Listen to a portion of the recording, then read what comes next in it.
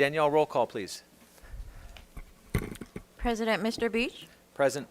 Vice President Mrs. Say, Clerk Mr. Nishii, Present. Board Member Dr. Eugenio, Here. Board Member Dr. Rios, Board Member Mrs. Yu. Here. Thank you. And for the record, Vice President Say is working this evening. She'll be here later with us. All right, report out on closed session items. This evening we will be discussing the following items in closed session. Public employee discipline, dismissal, release, evaluation, 1 matter. Public employee appointment, Assistant Superintendent, Human Resources, Assistant Principals, Equity Officer. Existing litigation, 2 matters. Student discipline, deliberation on student expulsion number 2223-12. And Clerk Nishii, are there any public comments for closed session? I do not see any. Any public comments? Okay. May I have a motion to move to closed session? Motion to move to closed session, Eugenio. Second. Thank you, Sue. All those in favor? Aye. Any opposed? Motion passes 4-0.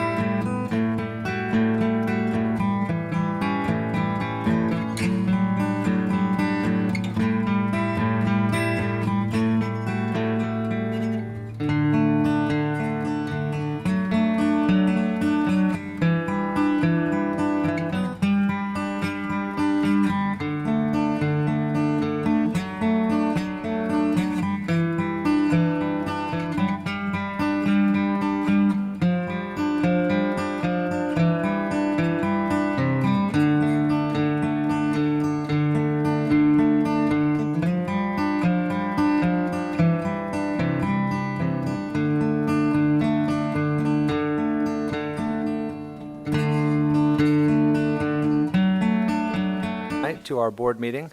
We're back in open session. May I have a motion? All those in favor? Aye. All right, back in open session. I'd like to remind the audience to please silence your cell phones if you have them. Closed session report out. Tonight in closed session, the board discussed the following. Public employee discipline, dismissal, release, evaluation, one matter. Public employee appointment, assistant superintendent, human resources, assistant principals, and our equity officer. Existing litigation, two matters. Also, may I have a motion and a second that the board accepts the recommendation for expulsion in student expulsion case 2223-12 that orders the student expelled based on violation of Education Code Section 48-900 subsection C pursuant to the stipulated terms and adopts the recommended rehabilitation plan. The board sets the first regular board meeting of June 2024 as the date on which the board will review the student for readmission. So moved. All those in favor? Aye. Aye. Motion passes 5-0. Pledge of Allegiance. Tonight we have students from Willow Elementary School. Come on in, please.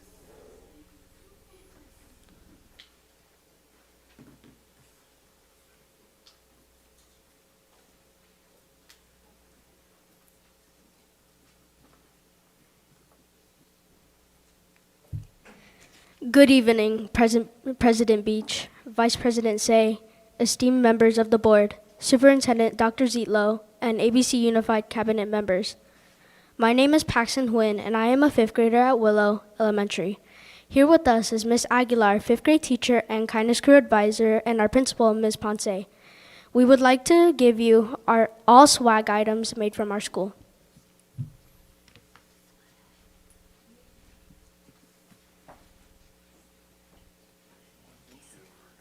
Thank you, sir. Yeah, that's fine. Thank you.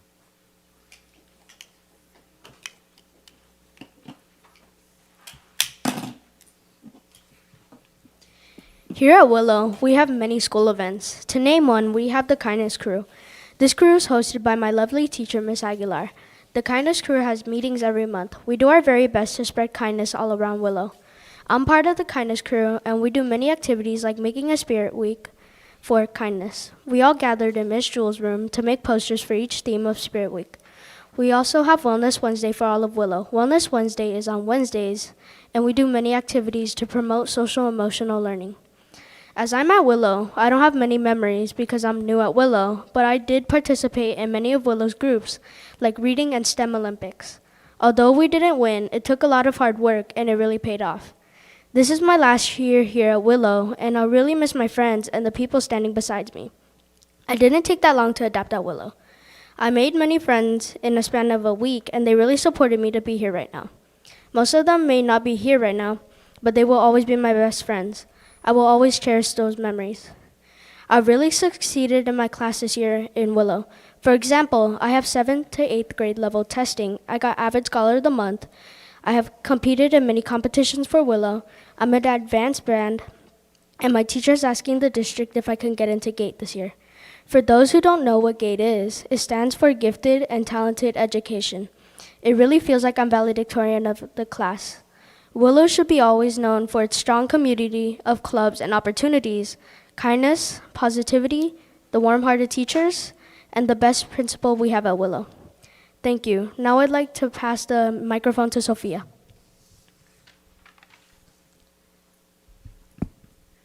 Good evening. Good evening, President Beach, Vice President Say, esteemed member of the board, Superintendent Dr. Zietlow, and ABC Unified Cabinet members. My name is Sofia Cabrera, and I'm a sixth grader at Willow Elementary. I have attended Willow since I was in kindergarten and have truly enjoyed being a student there. Our school has hosted many events such as Reading on the Lawn, Garden Night, and even Pizza with the Principal, all of which our families are able to come together and interact and build a stronger Willow community. I also had the chance to participate in this year's STEAM Olympics, where we learned a lot about team building and the importance of STEAM. Two of my sixth grade peers also won a gold medal at the catapult event, and overall our school won third place at the STEAM Olympics. This year, our school has started a kindness crew with Ms. Aguilar and a group of students who plan out different activities for the school and spread kindness all around. Some of our responsibilities in the kindness crew are helping out during the assemblies, decorating the school for special events, and setting up our Wellness Wednesdays every week. This year has been far the most memorable year as we have participated in many fun sixth grade activities. For example, our field trip to Knott's, Gridley Park, and the most anticipated game, our teachers versus sixth grade softball game. Our Willow teachers have successfully guided and prepared us for our future. They have instilled great values to set our foundation. It's been a bittersweet moment for me as I will be leaving Willow and entering middle school, but I will leave with so much pride knowing that I have gained so many fundamental skills, which will help me reach my educational goals. Now leading us in the Pledge of Allegiance is Samaya Prescott and in 5th grade, and the Peace Builders Pledge will be led by Anthony Baltazar and Abriel Perez in 5th grade. We will now begin the Pledge of Allegiance. Please stand. Face the flag. Put your right hand over your heart. Ready, begin. I pledge of allegiance to the flag of United States of America and to the republic for which it stands, one nation, under God, indivisible, and liberty and justice for all.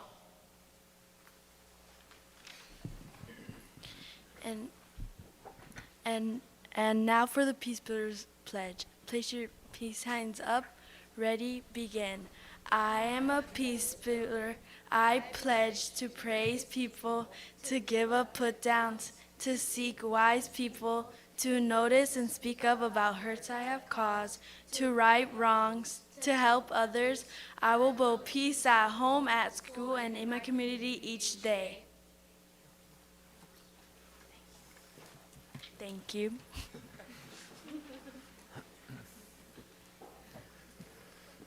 All right, I'll bring it back to the board. If any comments, Suyu. Yes, I just noticed one wonderful, good-looking young man, and can you show us the Peace Builder Pledge right here? Can you come to the front right here and show it to us? Yeah, right there.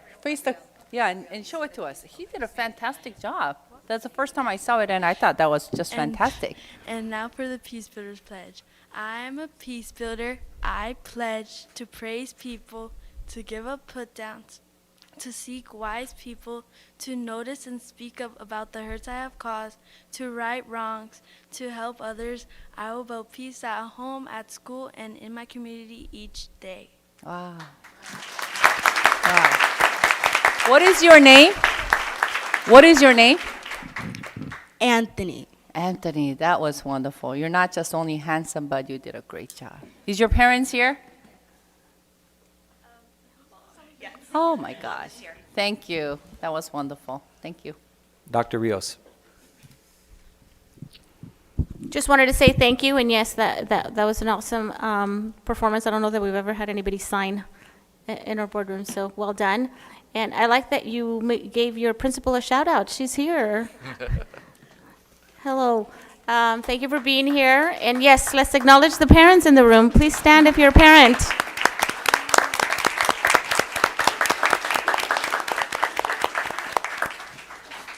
I think this always sets us off in a good place, in a good direction, being reminded of why we're all here, right? Which is students, and we love to see the talent that you bring forth, how well-spoken all of you are, and how willing you are to come up to that podium and just share with us what's going on at your school. So thank you. And your teacher as well. Shout out to your teacher. Thank you. I want to echo what Dr. Rios said and thank the parents for raising such wonderful kids. We appreciated the report and just want to say, go Willow Wolves. All right, thank you. Okay, we're going to move on with our agenda to presentations, introductions. Dr. Zietlow. Thank you. This evening, we'd like to introduce some new people who will be leading in different areas for our district this coming year, or currently. And so we're going to start this evening by first introducing our new bond program manager, Mr. Rick Guadarrama, and I'm not sure. There he is, coming on up to the podium. He comes to us with a lot of experience and background He started out with Pomona Unified as a assistant planner intern many years ago, and for a number of years, he was construction project manager, assistant director of facilities, director of construction for both modernization and new construction, as well eventually being the executive director for maintenance, facilities, and construction in Placentia Yorba Linda Unified. Most recently, he's been working for Nolan Construction, doing project management. He's familiar with us because of all of the solar panels, but we are excited to have him here and as part of our team as our new bond program manager. And so want to welcome you, Rick, and give you a moment to introduce yourself. Great. Thank you very much, Dr. Zietlow. First off, I would like to thank the Board of Education for the opportunity to represent the ABC Unified School District as the district's bond program manager. I've worked in school K-12 facilities for 28 years, and I'm constantly learning from all my past experiences and from the entire team that I work with. I think most importantly, it's about teamwork. It's about developing teamwork, not just with the individuals that do the construction, but also with the school sites, with the school site administrators, teachers, students, and district support staff. I think all of that is what makes a great team. I think ultimately our goal is to develop great teamwork, and from great teams, we get great results for the district's school facilities. So I really look forward to this opportunity. Thank you very much. Thank you. Sorry, my microphone is having an issue, but thank you so much, All right, Rick. thank you for the Glad you're opportunity. with us. Thank you. Next, I'd like to introduce our new principal for Hawaiian Elementary School, Miss Maria Perez Brena.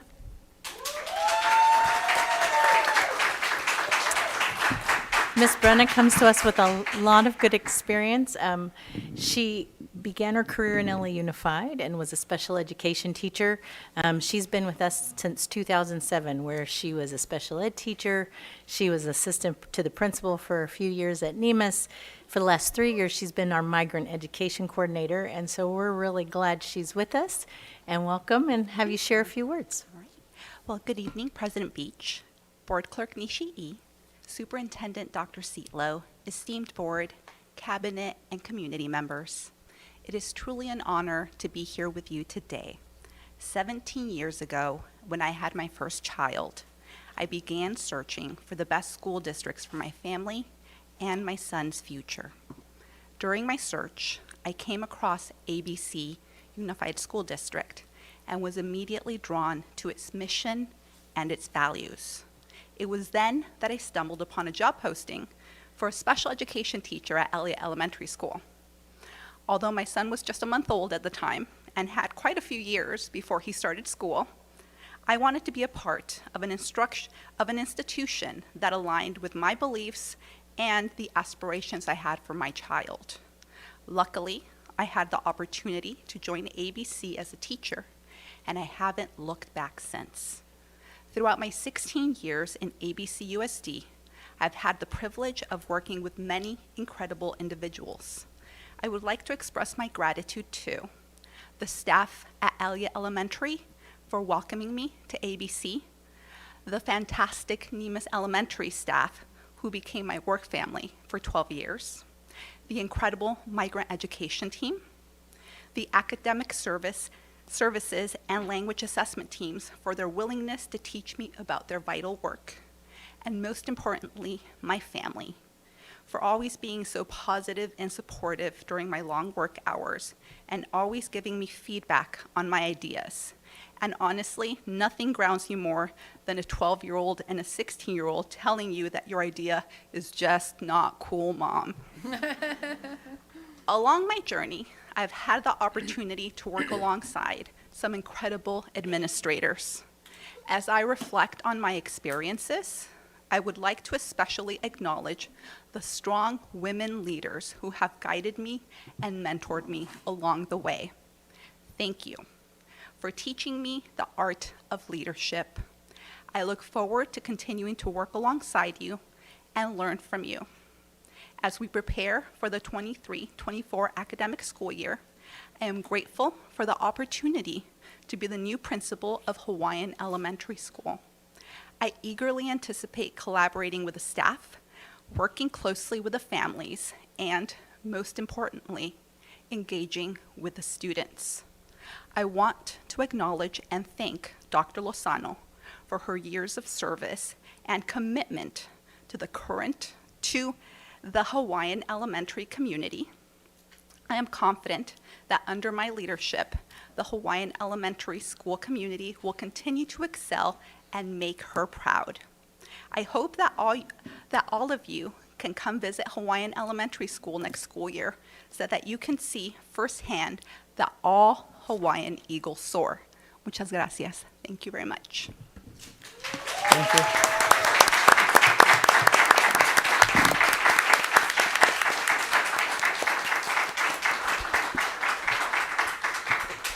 Thank you, Maria.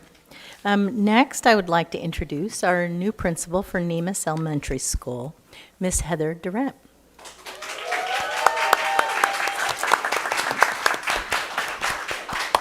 Ms. Durant also comes to us with a lot of great experience. Her initial experience was in Oakland Unified, where she was a Spanish bilingual teacher, working in a number of different places up in Oakland area.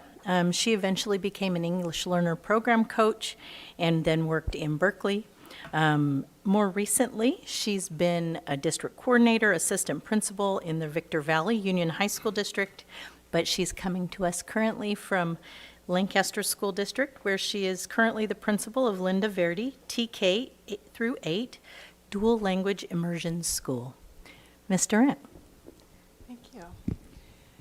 Good evening, Board President Beach, Vice President Say, Clerk Nishii, Board members Eugenio Rios and you, Superintendent Dr. Zietlow, and distinguished cabinet members Dr. Castro and Dr. Nguyen. My name is Heather Durant, and I stand before you today filled with gratitude and excitement as I express my appreciation to you for the appointment as principal of Nemus Elementary School. It is an honor to address the esteemed ABCUSD School Board and to join your team of outstanding educators. In addition to thanking you for this opportunity to lead Nemus Elementary School, I would also like to commend you for your commitment to excellence in education. The numerous awards and accolades that ABC has received are a testament to your visionary leadership. Your dedication to excellence has not gone unnoticed, and it was, in fact, the driving force behind my decision to pursue a principalship here. I'm also grateful for the support and guidance that I have received thus far.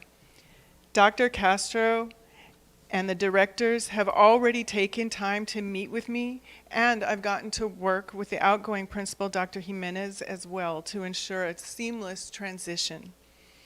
Your commitment to collaboration and teamwork reassures me that I absolutely made the right decision to relocate to ABC. I'm genuinely excited to embark on this new journey, and I'm confident that under my leadership, Nemus Elementary will continue to excel linguistically, academically, and culturally. I am eager to contribute my expertise in dual language immersion and my passion for environmental science and technology to further advance the outstanding achievement of all of our students. So once again, I extend my sincerest gratitude to the board for entrusting me with the responsibility of serving as the principal of Nemus Elementary School. Thank you. Thank you, Heather.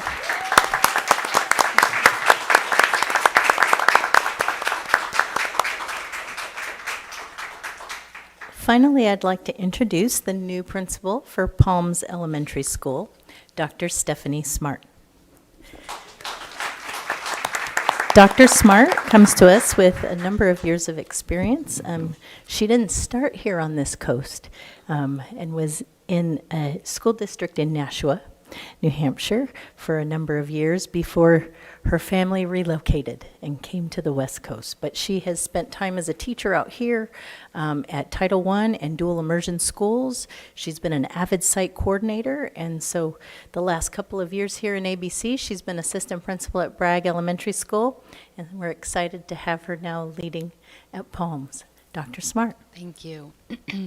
Good evening, President Board Beach, Vice President Say, Clerk Nishii, board members, Superintendent Dr. Zietlow, cabinet and community members. It is with great honor and enthusiasm that I stand before you to accept the principalship of Palms Elementary Accelerated Learning Academy. I want to express my heartfelt appreciation for the faith and trust that you've placed in me. I am fully committed to upholding the values and vision of ABC Unified while working tirelessly to ensure every student receives an educational experience rooted in equity, which fosters continuous academic, social, emotional, and personal growth. I look forward to serving and supporting the Palms community.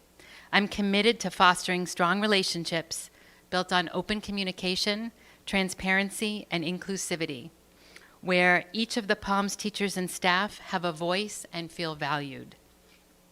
I'd like to recognize Ms. Yabamoto for her many years of dedicated service to the Palms community. I will continue to cultivate an environment that promotes growth, collaboration, and continuous improvement. I firmly believe that working together with the staff, teachers, and parents, we will continue to achieve extraordinary outcomes for our students. I'd like to take a moment to recognize Dr. Jeff Heilig for his support and guidance in helping me to grow as an administrator. He and the Bragg staff have challenged me to think critically, encouraged me to step outside my comfort zone, and inspired me to strive for excellence in all that I do. Serving the Bragg community has changed me as a leader and left an indelible mark on my life, for which I'm incredibly grateful. On a personal note, to my husband James and our two sons, David and Brian, I'm standing here tonight because of your unwavering love and support. Your belief in me, even when I doubted myself, has been the driving force behind all of my achievements. You inspire me to work harder and aim higher than I ever thought possible. You're the very core of everything I do and everything I am. In closing, I would once again like to thank the board and Superintendent Dr. Zietlow for this incredible opportunity to have me lead Palms Elementary. Thank you. Thank you. Thank you. I see a lot of administrators, teachers, principals, and staff here, and I want to thank you for supporting your peers and turning them into such great leaders. On behalf of the entire board, I'd like to welcome two of you to our ABC family, and for the other two, I'd like to congratulate you on your promotions. I'm excited for your future, and with you at the helm, I think great things are possible. Thank you very much. And Sue, you have a comment? I wanted to congratulate and welcome our three wonderful principals, Maria Brenna, Heather Durant, and Dr. Stephanie Smart. Really, really welcome to our schools. And I could already tell that we are blessed with the best educators. It must be a standard or something. You know, all the principals, really, really proud of our principals. Thank you. Okay, thank you, Sue. We're moving on now to recognitions, 2022 and 2023 Student Board Representatives. Dr. Zietlow. So we want to recognize and thank our student board representatives for this school year. And so we're going to move to the front and we'll announce them and have them come up and give them their certificate and honor them this evening for their work, keeping us informed and being part of what is happening in our school district this evening.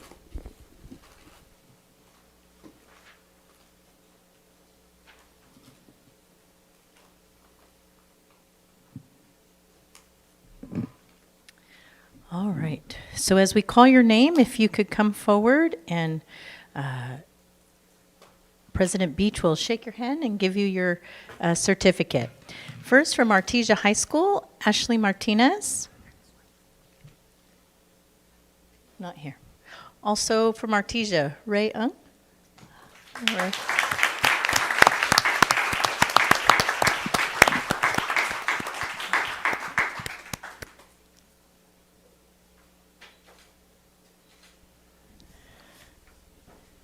From Cerritos High School this evening, Susan Chaidez.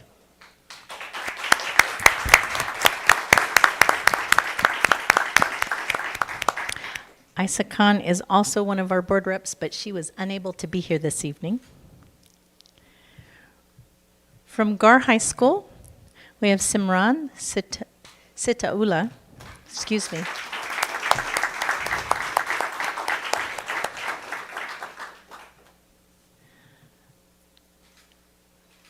Also from Gar High School, Caitlin Tang.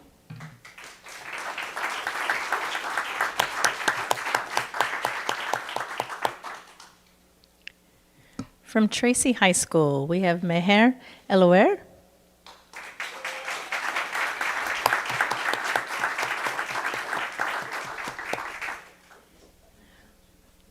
Also from Tracy High School this evening, Eva Rodriguez.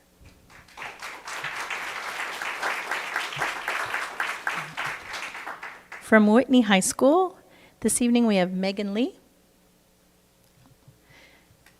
And we knew Amy Ganatara, was not able to come. Finally, from our adult school, Romelin Forstrom. Okay. So why don't we have a board picture with our students who are here, and we want to thank you for your service and being part of the board this year.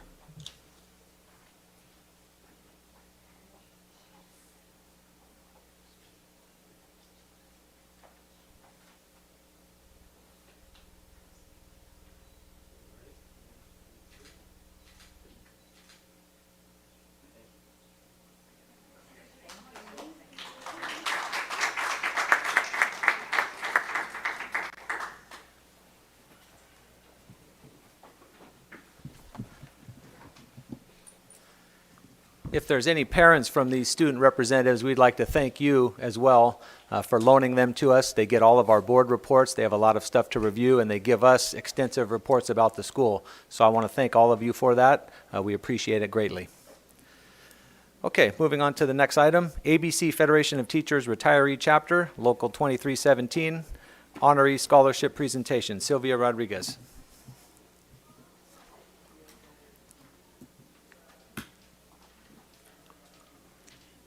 Good evening, President Beach, Vice President Say, Clerk Nishi, the rest of the cabinet, and Superintendent Dr. Zillow, and community members. I am here as the proud president of ABCFT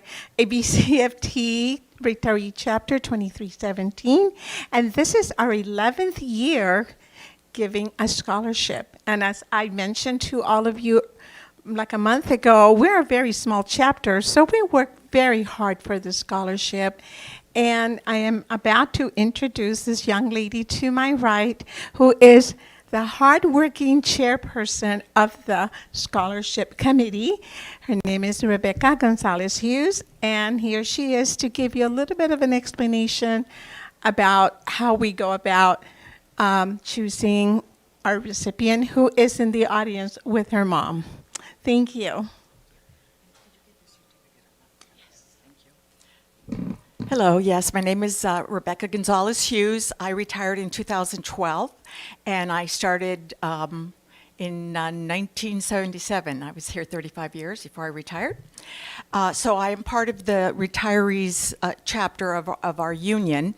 And as Mrs. Rodriguez said, I am the chairperson. So this scholarship is a $2,500 scholarship that we give to a student that hopefully will go into teaching someday.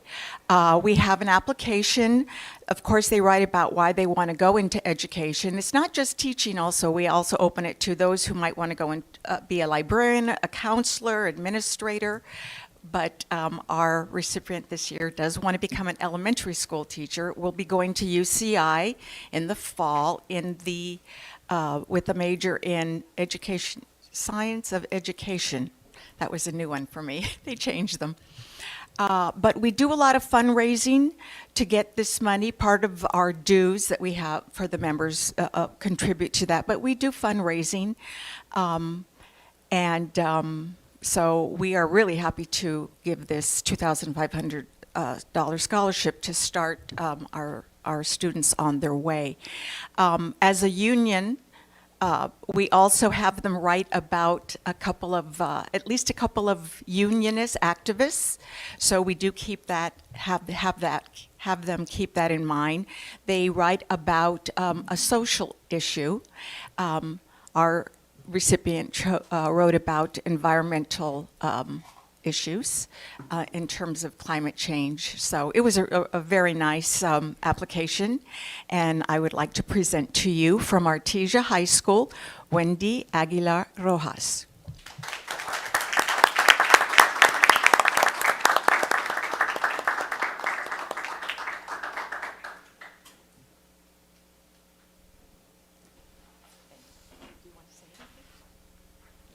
She's shy. She's not going to say anything, but I'm going to have a picture taken with her over here.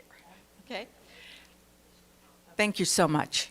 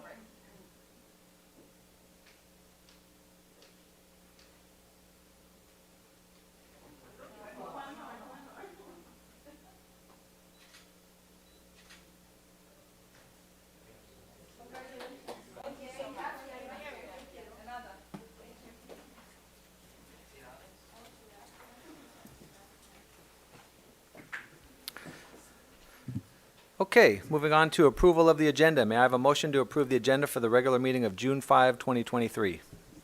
Motion approved, Eugenio. Second, Sue? All those in favor? Aye. Aye. Any opposed? Motion passes. Approval of the minutes. May I have a motion to approve the minutes of the regular meeting of May 16, 2023? Motion approved, Eugenio. Second, Sue? All those in favor? Aye. Any opposed? Motion passes 5-0. Board of Education President's Report. These have been a busy couple of weeks. I wanted to report out on a few things. We hosted a Tacos with Tuan luncheon to congratulate him for his service to our district as interim superintendent. And he smiled the entire luncheon, I might add. But in all seriousness, Tuan, I want to thank you again for your service as interim superintendent. It was a difficult time. You stepped in, you served us well, and thank you. Okay. We shot a Nixon 30 and 30 video. I attended the ABC Employee Recognition Dinner. We had one person with over 40 years of service to our district. There was lots of people with 35, 30, 25, all the way down, and it was really a wonderful evening recognizing our great employees. I attended the Cerritos High School Aquatic Booster Award Ceremony. I was a judge at the NEMIS Science Fair with Dr. Zietlow. Attended the Virtual Academy one-year celebration. Got honored with Donuts for Dads at Nixon Academy, which I think is a great event. And today, I attended Whitman Elementary promotion ceremony. Superintendent's report, Dr. Zietlow. Thank you. I agree. It's been very busy. So back in May, since our last meeting, I was there for our first meeting with the School Facilities Capacity and Declining Enrollment Ad Hoc Committee, and it was a good evening to get everything started in terms of structures for that committee. On the 18th, we honored our administrators at our last ABC Leadership Academy meeting for the year and recognized a group of our administrators who've completed their doctorates this year. That same evening, I attended the induction mentor final meeting and thank you dinner. I'm thanking our induction mentors for their work that they do with our new teachers each year. On May 19th, I participated in the Budget May Revise workshop and gained a lot of knowledge about what's going on with our budget that you will see this evening as Mr. Wen presents for us. The 23rd of May, Tracy High School Dream It Be It event with the Seroptimists was held in this very room, and I was able to stop in during their lunchtime and say hello. The young ladies and the Seroptimists were having a great day together. On the 24th, I was able to experience the Juarez Academy Engineering Showcase, all the way from a TED Talk to my favorite, the little ones showing me the plants they grew. It was so cute. On the 24th, I also, with Clerk Nishii, attended the Cerritos High School Senior Awards Night. And then on the 25th, I was honored to go with our Bragg Green Team to be recognized for the Green Ribbon Award. Down in Lake Forest, we were able to tour Santiago STEAM Academy, which is also a school designed around green concepts. And so that was very interesting, and they were recognized there that day. And then, of course, the recognition dinner. On the 26th, I participated in the Gonzalez 50th Anniversary and Distinguished School Celebration. It was fun to have the Joe Gonzalez family all there. There was almost 50 of them all there, and they retold Joe's story, so that was very cool. On the 30th, along with Board Member Eugenio, I participated in Bite of Reality at Artesia High School, where teenagers get a job and a family given to them, and they know their money, and they have to go through and figure out what they can afford. So I was supposed to upsell them on cars, but I did a lot of conversations about, but this says you have a spouse and a child. The bus might not be the best way for them to get to work. So, you know, they were trying to go the inexpensive route. Finally, I was at the NEMA Science Fair as a judge. That same day, on the 31st, was at the ABC Virtual Academy Open House. And then that evening, I ran the Legislative Policy Board Advisory Committee. So it has been very busy. Thank you, Dr. Zietlow. We'll now move to student board representatives. We'll call on Susan Chaydez and Isaiah Khan of Cerritos High School.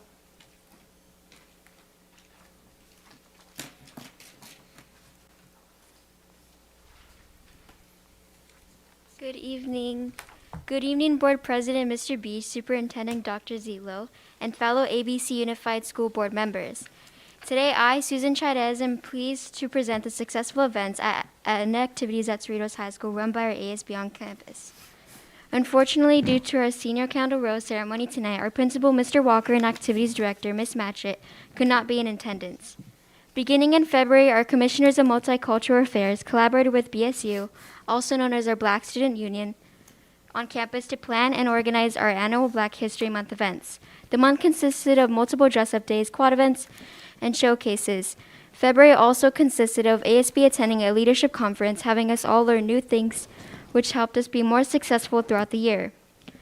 I feel like all of us can truthfully say that our skills in leadership, communication, and most importantly, confidence all increased, and we continue to have an amazing year after acquiring such great information.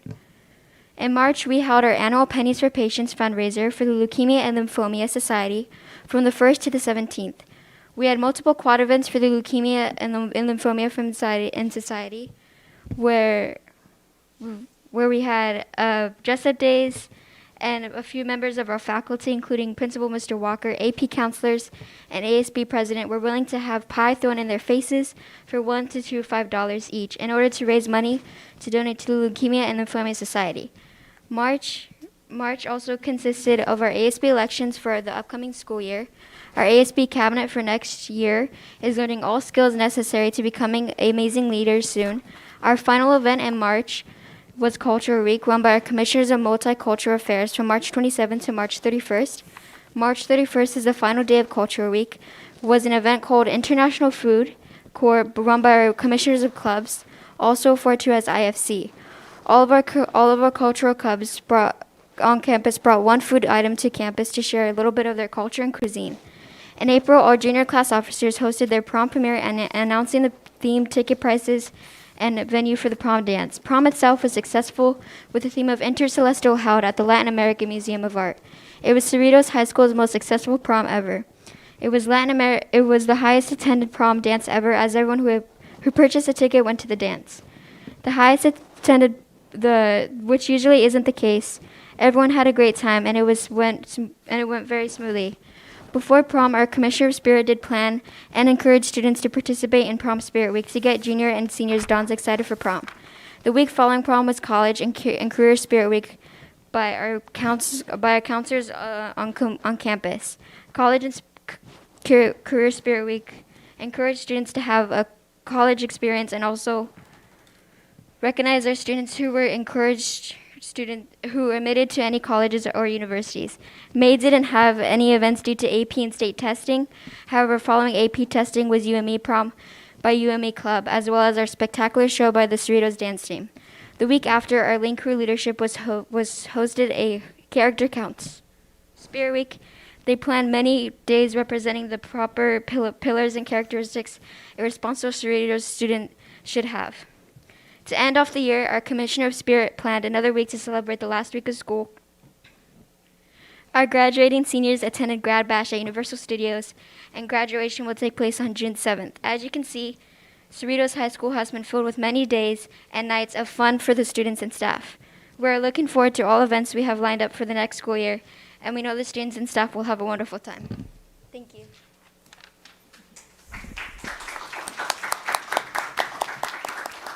Any board comments? All right, well, I want to thank you for your last report of the year. We appreciate it greatly. Thank you. Okay, moving on to employee representative reports. Mr. Ray Gear, do you have a report tonight? Okay, thank you, sir. Public comments, Clerk Nishii. Persons wishing to address the board should fill out a card located at the table on the door and place it in the silver tin. Speakers will be called in sequence during public comments section, which is limited to 1 hour, and each speaker to one presentation of 5 minutes. Unless the board wishes to waive the time limit, those who have a group concern are encouraged to select a spokesperson to address the board. Persons wishing to address the board on a specific agenda item at the time the item is under discussion are limited to 5 minutes each and will be called to speak under the following staff comments and prior to the board discussion taking action. Adverse remarks about a person's race, ancestry, ethnic group identification, religion, color, national origin, sex, sexual orientation, gender, mental or physical disability, or age may not be made. Please avoid remarks or charges which reflect upon the character, motives, qualifications, or ability of any school district employee. Concerns addressed or presented to the board will be followed up and addressed by the appropriate staff.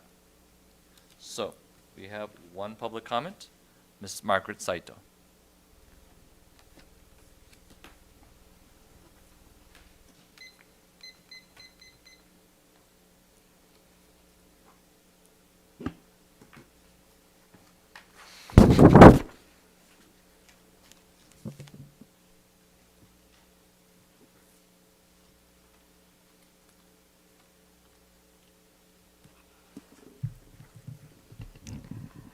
Thank President Beach, honorable members of the board, and newly appointed superintendent and other officials to the school district. I congratulate you. My name is Margaret Saito. I am a community member. I come here as a community member. I'm 18109 South Jersey in Artesia. I wanted to speak primarily, it's like on the budget, but I think because it's kind of interrelated, we need to look, this state is looking at a projected 3.5 billion shortfall. And so when we look at our programs and we look at the school for next year, we need to be flexible.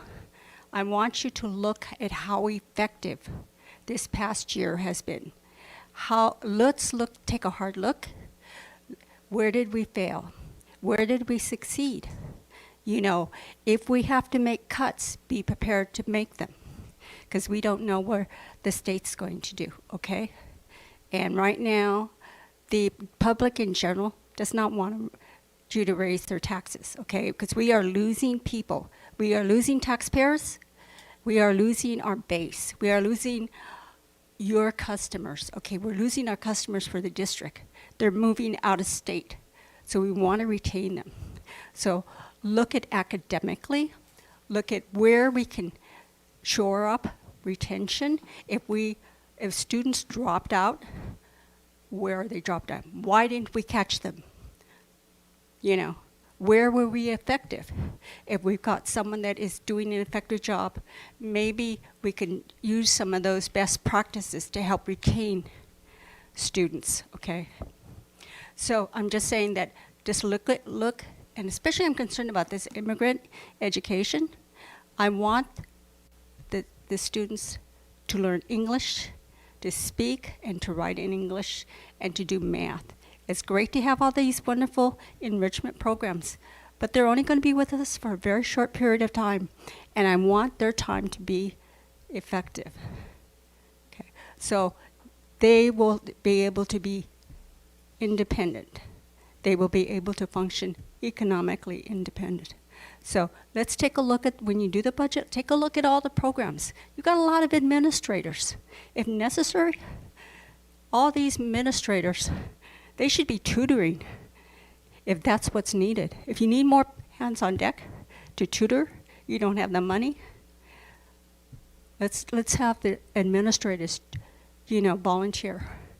So I want you to really to take a hard look, okay, in terms of the programs for next year and see where we can do better, where we didn't do a good job, what are we going to do to improve, okay? Thank you. Thank you. I don't see any further maybe one more? If you could fill out a card real quick.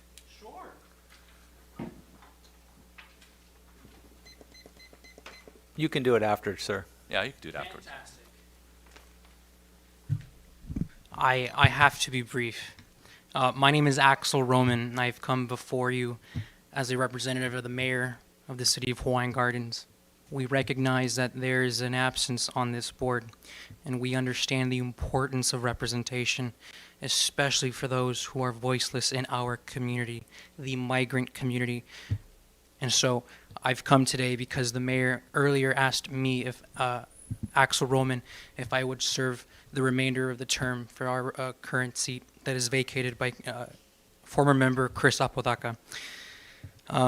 Tonight is my mother's birthday. I had a whole speech ready for everyone, and I miscalculated time, so I have to run. But again, I've come again through the recommendation of the mayor of the city of Hawaiian Gardens, along with the city council, to formally put my name forth to fill in the vacancy left by Chris Apodaca. Thank you, and God bless you guys. Good night. I will fill this out real quick. Mr. President, Yes. can we ask him to leave behind his speech if he wants our secretary to make copies, and maybe we can actually hear it? I respect the fact that he wants to be there for his mother, but I'm curious to hear what he had to say. That would be fine if you want to leave your speech. Of course.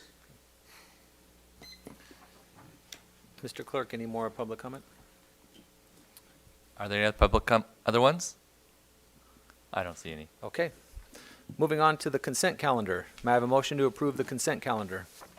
Motion approved, Eugenio. Second, Nishi. Is there anyone who wishes to remove any of the items to be discussed separately or ask questions? I've already asked my questions. Okay, seeing none. All those in favor? Aye. Any opposed? Motion passes 5-0. Information items, timed item to follow consent items, public hearing for the Local Control Accountability Plan, LCAP, and the preliminary budget for the 23-24 fiscal year. I'd like to call on Dr. Castro and Mr. Nguyen.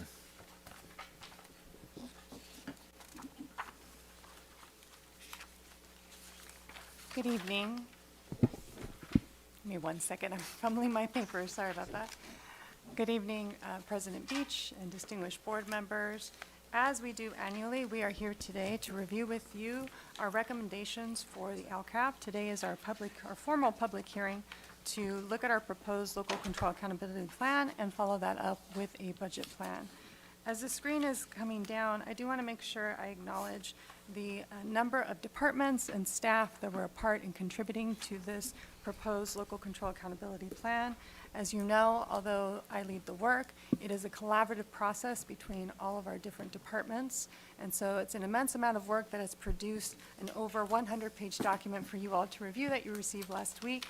In addition, another document that you should have in front of you is our ABC Unified Educational Partner Summary, which will be part of the presentation today, as well as the copy of this PowerPoint presentation.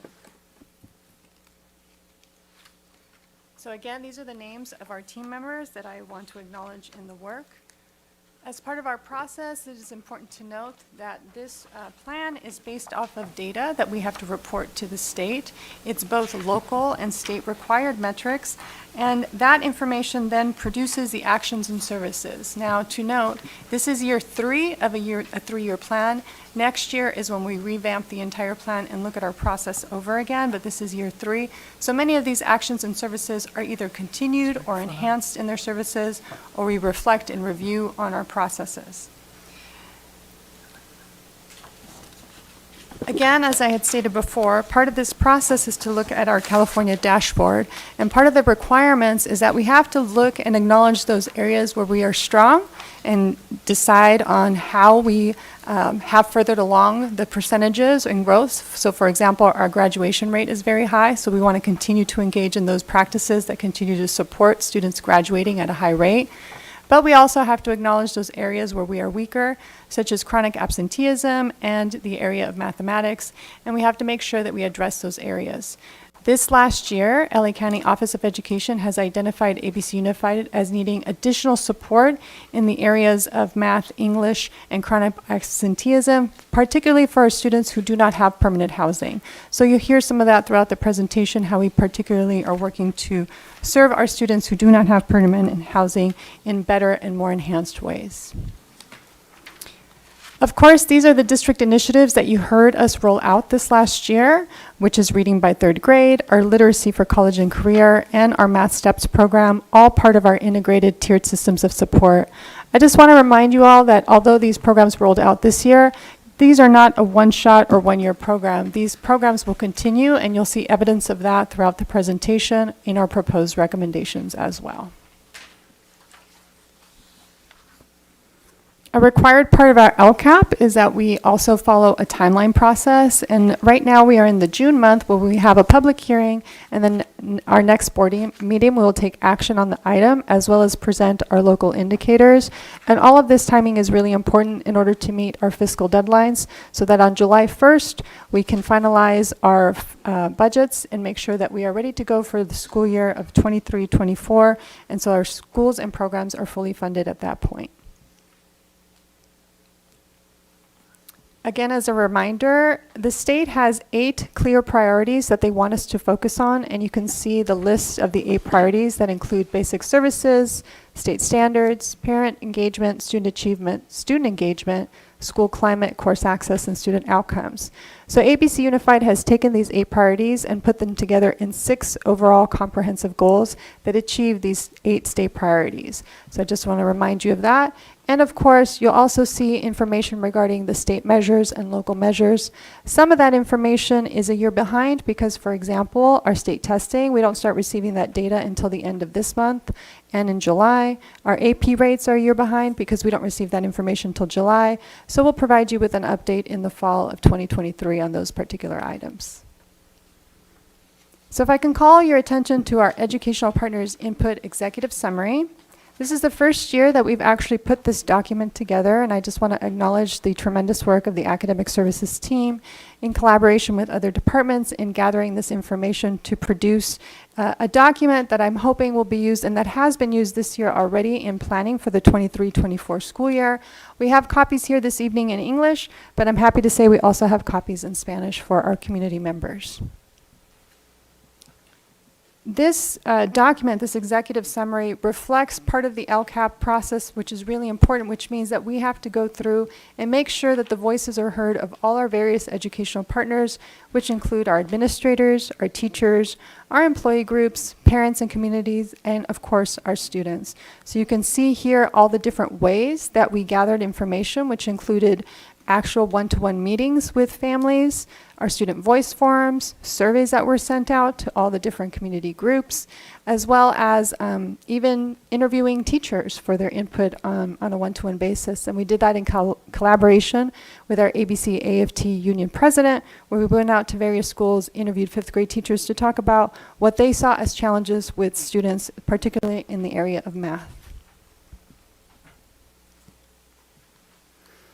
This just represents, in a short, quick graph, the different areas of input that we received. These are the major themes that came out of this input data meetings, and you can see here where the different goals are represented. So for example, when you hear me talk about goal 3, you'll see how the theme from the data input talked about continuing the support of EL counselors, and you'll see evidence of that in our recommendations. So those are just a few examples of some of the things that you'll see that were discussed by families, administrators, students, and parents in regards to what they would like to see for this coming school year.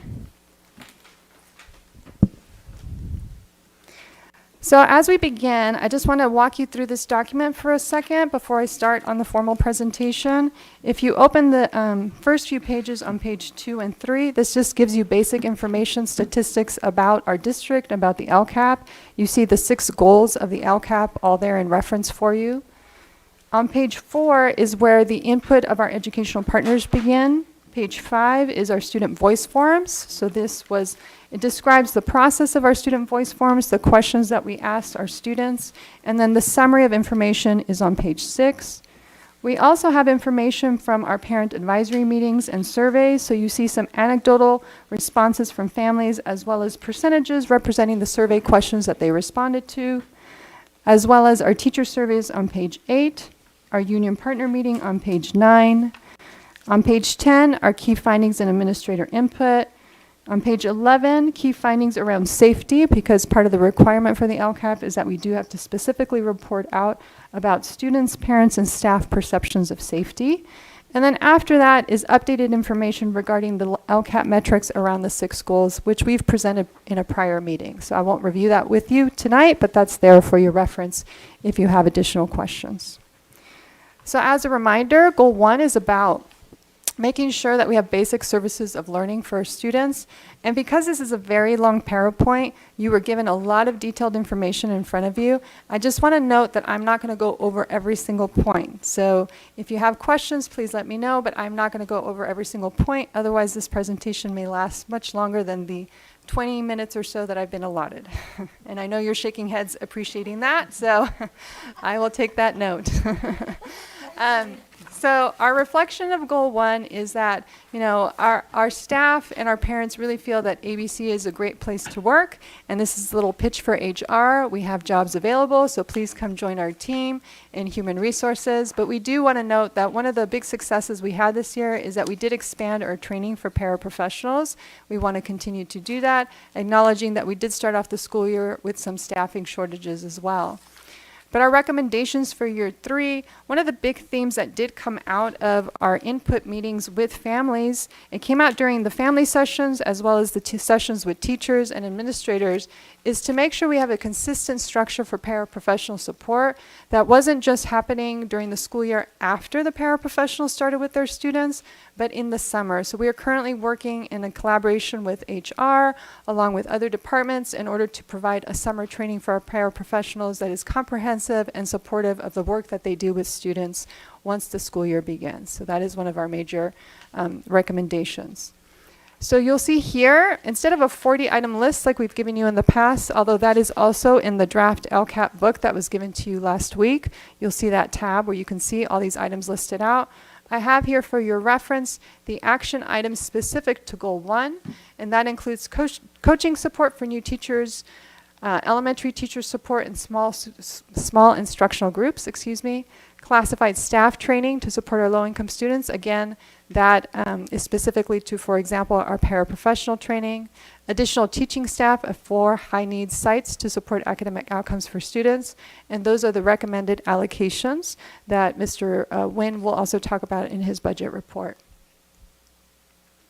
All right, moving on to Goal 2. Goal 2 is about implementing those state standards and making sure that instructionally our students have what they need to have the best learning environment possible. So here we will break this up a little bit into elementary and secondary as we have different goals and needs at each of those levels. First of all, we want to acknowledge the success of our Reading by Third Grade initiative. Our local assessments show that in grades K through 3, 87% of our students are on track to read by 3rd grade, which is really amazing numbers to have right after the pandemic. So we're really happy that the support systems are working so far. And hopefully that translates for our 3rd graders into their Smarter Balanced assessment scores. Some of the challenges have been really to provide consistent training for our teachers. With some shortages at the beginning of the year, some of our training moved to after school. And so, of course, with people's busy lives, not everyone was able to attend. So we're going to try to address that ahead of time. And that seems to have stabilized towards the second half of the year. So we are hopeful for that as the year goes on.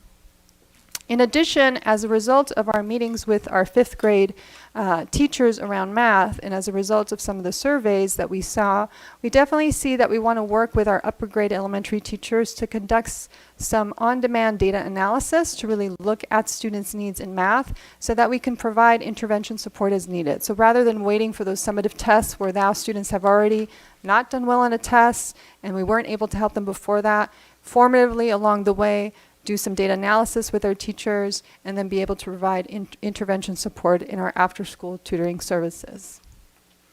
For secondary, secondary has been doing a lot of data analysis with our teachers, so we want to recognize that that has been an area of success for our secondary, that they do that consistently around math and in English. But a challenge has really been, we started our writing centers this year, but we've had some low participation. So we want to make sure that students, our English learners, students who need that support in writing are accessing the writing center. And so working with our schools now that we'll have the writing centers from the beginning of the year, advertising that and supporting our students as best as possible. So what are some of the recommendations for secondary? One of the main things for our secondary is to really look at the math program.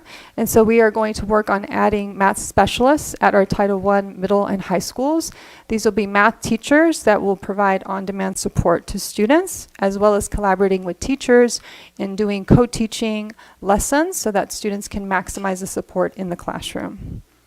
And then one additional highlighted item I want to showcase here is that based on the input from our community, our parents, our teachers, and our administrators is, as I mentioned before, we want to make sure we support our students without permanent housing. And so we're going to add a literacy coach at our secondary school sites that have the highest number of students without permanent housing to ensure that when students are on campus, we can provide them that one-to-one support with literacy intervention, much in the same way that we're doing right now for our elementary schools. Another new showcase piece that I want to make sure that you're aware of that has been, we've been working on this in collaboration with our union partners and with our administrators, is the rollout of our 4 pillars of ABC Unified's instructional framework. The 4 pillars just represent a way for us to think about how instruction is happening in the classroom and the environment that we've set up. So of course we want to look at our environment. Do our students feel welcome in the classroom? Do teachers have the information that they need to know about their students and their students' needs? Engagement. Are students able to co-construct meaning with others and collaborate with others? Do students feel empowered, where they have a choice and voice in the learning process and they see their own cultures reflected in their learning? And then in talking about evaluation of learning, are there multiple ways that students demonstrate their knowledge, and not just through a summative assessment, but also through projects or other types of more enrichment experiences in their environment? So to accomplish all these different recommendations and goals, you see here the various action items related to that. Like for example, 2.1 has to do with supplemental instructional materials, making sure our classrooms have the additional materials for students to learn. There have been some minor changes to this, enhancements, if you will, in our year 3, and that is, for example, for professional learning for TK to 12 teachers in both ELA and math, where that was formerly only the primary grades. And then also, when looking at increasing the use of data analysis, which formerly was only in secondary, we're now expanding that to elementary schools, as I mentioned before, to make sure that we're working with students on demand as needed with math. And last but not least, you can see in green the new item that was added, the new action service that was item, which is intervention support in math and ELA for students without permanent housing. That is the addition of the math specialists and the addition of our literacy intervention specialists at our secondary school sites. All right, goal 3. Goal 3 specifically has to do with English learner services. So this is making sure that we have programs and services that are helping our students learn the English language and be successful in their content areas, but also be successful in achieving college and career outcomes.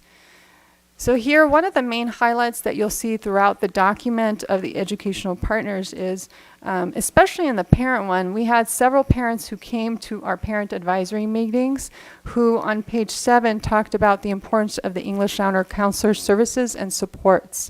I had a parent literally come up to me and say, I don't usually come to these meetings, but I came to this meeting because I specifically wanted to tell you how valuable the English Learner Counselor at my son's school was for me, that they did not realize what the support programs and services were, and that having this connection with the school really helped them engage more as a parent with their child's education. So that was great to hear that we've, something that we've been trying to do, which is increase parent outreach, increase support and services to our English learners, has been noticed by many of our families.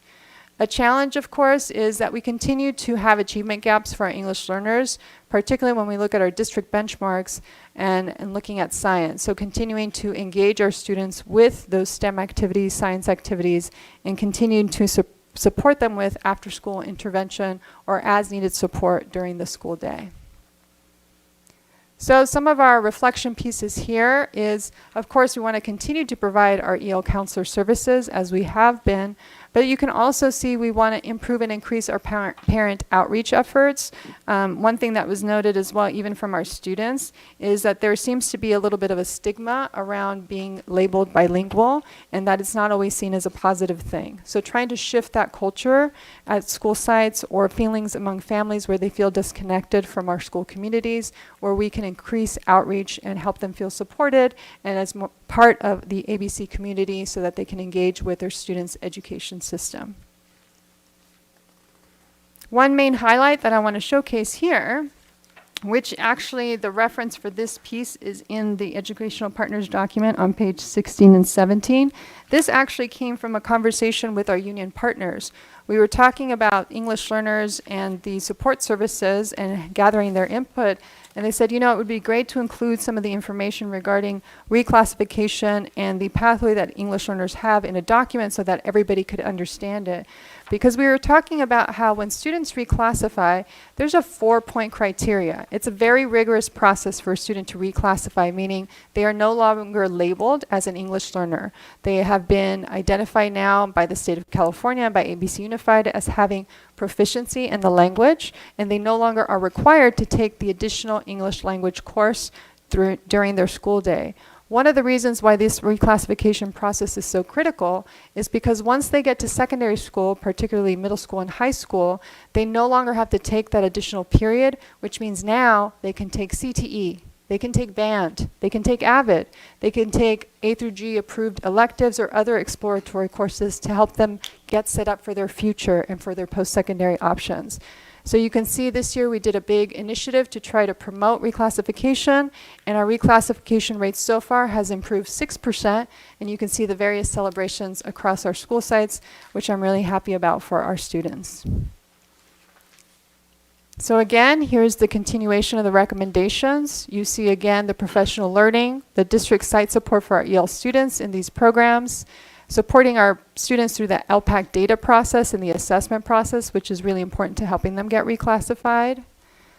Also, the support of trained paraeducators to help students in classrooms, especially when, you know, they get that extra support in their EL classroom, but then they still have to take a history class like everybody else and a science class like everybody else. So having paraeducators that can help them with language and understanding those concepts is critical. Summer school programming is also important to continue that language development, and then you can see here our designated English learner counselors continuing to support them throughout the year. All right, we're more than halfway there. Here we go. Goal 4. Goal 4 now is about student engagement, achievement, and course access. So this has to do with all the course offerings that will enrich students for their future, for their college and career options, and ensure that they graduate on time with us. Some of the successes has definitely been that our graduation rate has improved, and that has a lot to do with some of our summer programming, enrichment options, and just continuing to keep students engaged in that process. A challenge, of course, is that with all students wanting to take so many different options, right? There's limits to what they can take on a regular bell schedule day or in a master schedule. So trying to figure out ways creatively for students to still be able to take all the necessary required courses and then experience those various CTE pathways, particularly for our students who are, for example, in an AVID program, who have to take the AVID elective during the day, but also want to explore CTE options. Like I mentioned before, English learners who have to take the extra English class, but also we want them to explore what their career options are. So these are some of the challenges that we need to look at in Goal 4 and the experiences we provide. Part of this is that we want to also ensure that we continue to offer things like dual enrollment, expand our dual immersion by adding the Mandarin program, expanding our CTE pathways at our various schools, and even including CTE pathways exposure as early as middle school. So students already go into high school kind of knowing what their interests are rather than waiting when they get to high school to figure that out.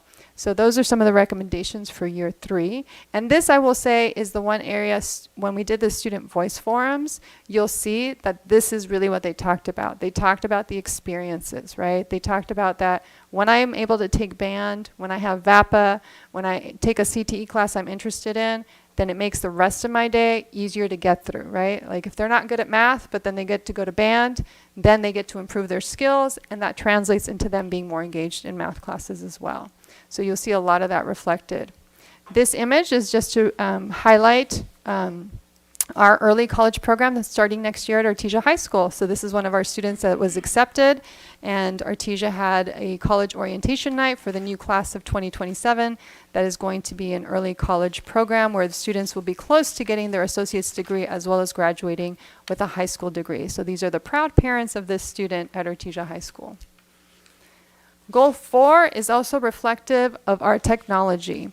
So technology has been interesting, right? Because during the pandemic, it was almost like it was a crash course in making sure everybody understood the needs of technology and that we got one-to-one with our student population very quickly.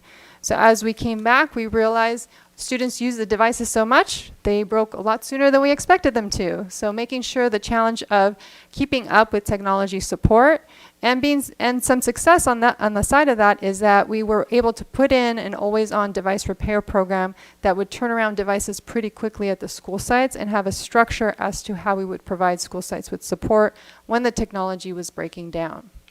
So one of the interesting things that we heard both from students and parents regarding technology is that, yes, everybody has access to technology and we want to continue to do that, but students were talking about how there's this tension with technology, right? They're feeling like it's either one extreme or the other. Either they overuse it or they underuse it. So how do we make it so that there's a collaborative effort to bring in technology in creative ways and in different ways so that students don't feel like they're on the computer for 6 hours a day when they're at school, but they use it as a tool for learning, or that they don't feel that they never get to use any technology at school. So it's an interesting kind of consequence of coming out of the virtual environment from the pandemic that students want a balance. They don't want to be solely in the technology world all the time. So here, this is the longest list that we have because there's so many different programs that are highlighted. So you'll see, for example, 4.1, 4.2, 4.3, and 4.4. Those are all efforts in the summer to really do credit recovery, enrichment, and support for our students in various ways. You'll see 4.5, 4.6, and 4.7 all have to do with enrichment for college and career. That includes our dual enrollment, our early college, advanced placement. You'll see support for various students in order to make sure that they graduate on time, and that includes our Tracy High School Teen Parent Program, Artesia's Opportunity Class, and hoping to expand that, our dual language immersion programs, which includes our Spanish language, and now in 23-24, our Mandarin program. Continuing to increase our VAPA programs with Prop 28, that's going to make it a lot easier, but we still have other needs that we want to make sure we continue to support, and so that's why we will continue to fund that. Our career technical education programs, and then again, like I said, student access to devices, internet, and tech support.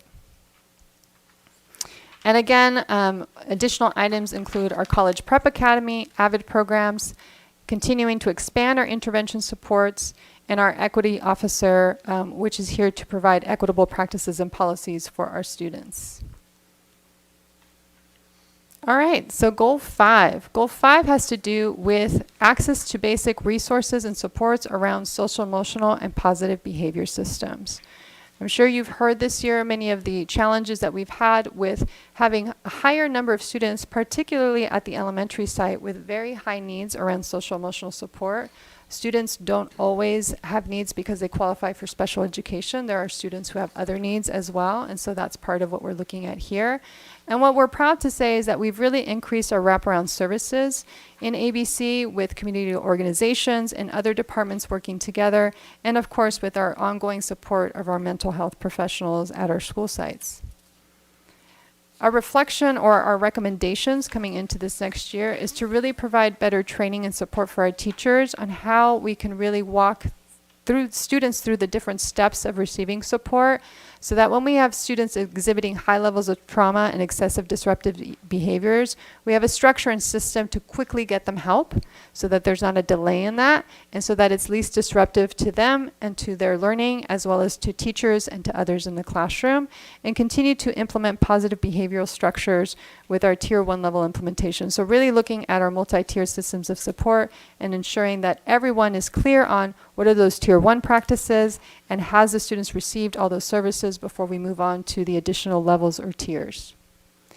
So this really talks to making sure our district coordinator of pupil support services and attendance works to address that chronic absenteeism that we've talked about. It should be a little bit better this year with having less of a surge than we've had in the past. However, we still see issues with students staying home and being chronically absent that we want to address. Coordinating social, emotional, and PBI support services for students through the work of our professional services from our consultants, as well as our district-based TOSA. 5.3 is where you see most of our mental health professionals that are assigned to all of our school sites.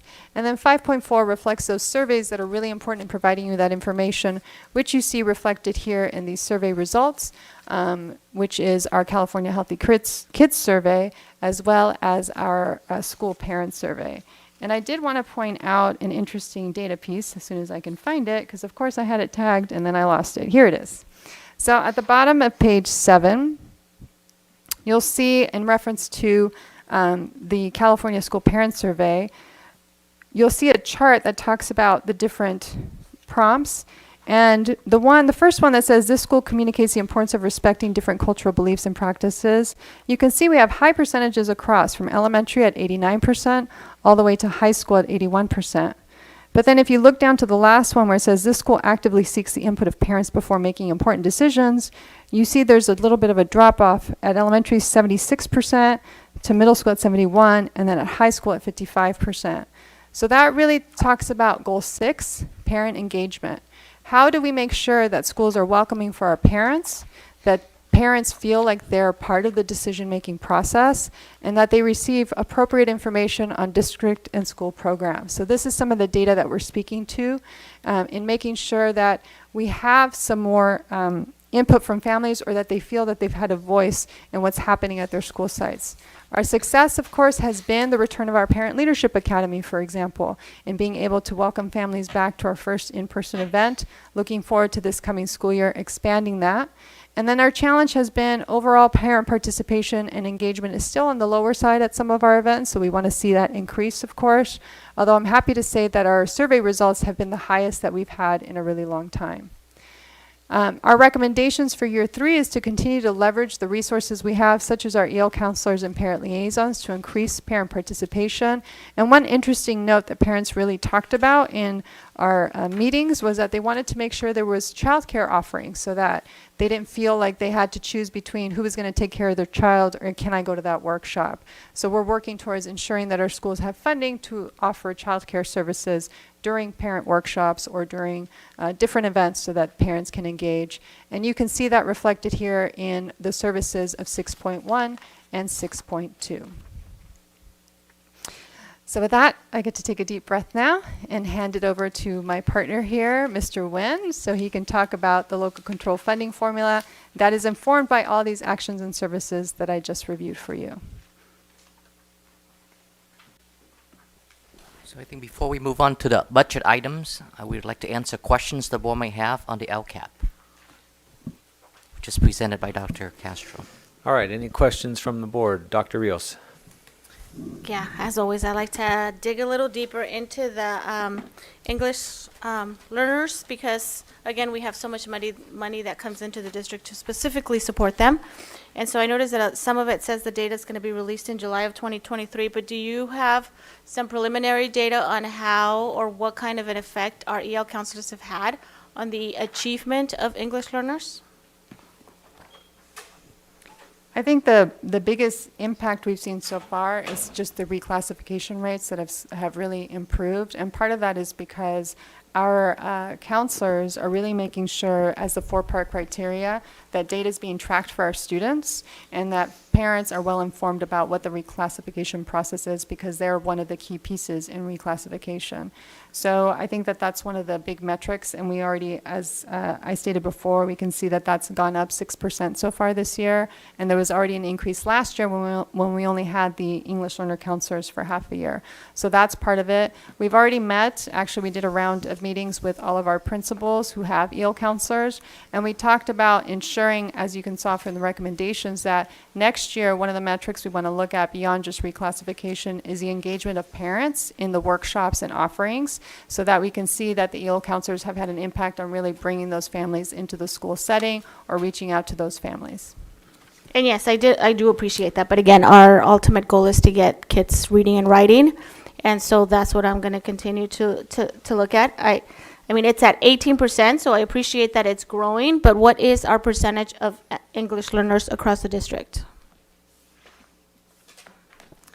Currently, we're at about 20% across the district.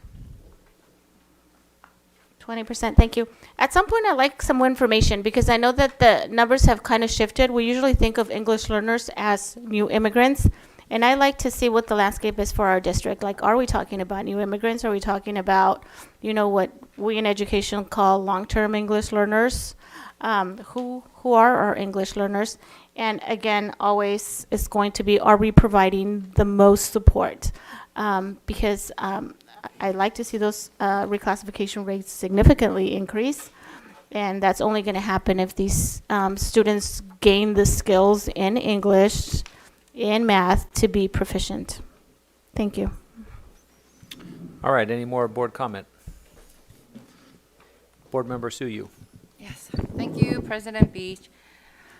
I was just looking at the numbers, and the question I have is, we are spending like $1 million in professional learning here and there, and then at the last, mental health, that's on goal is at 5.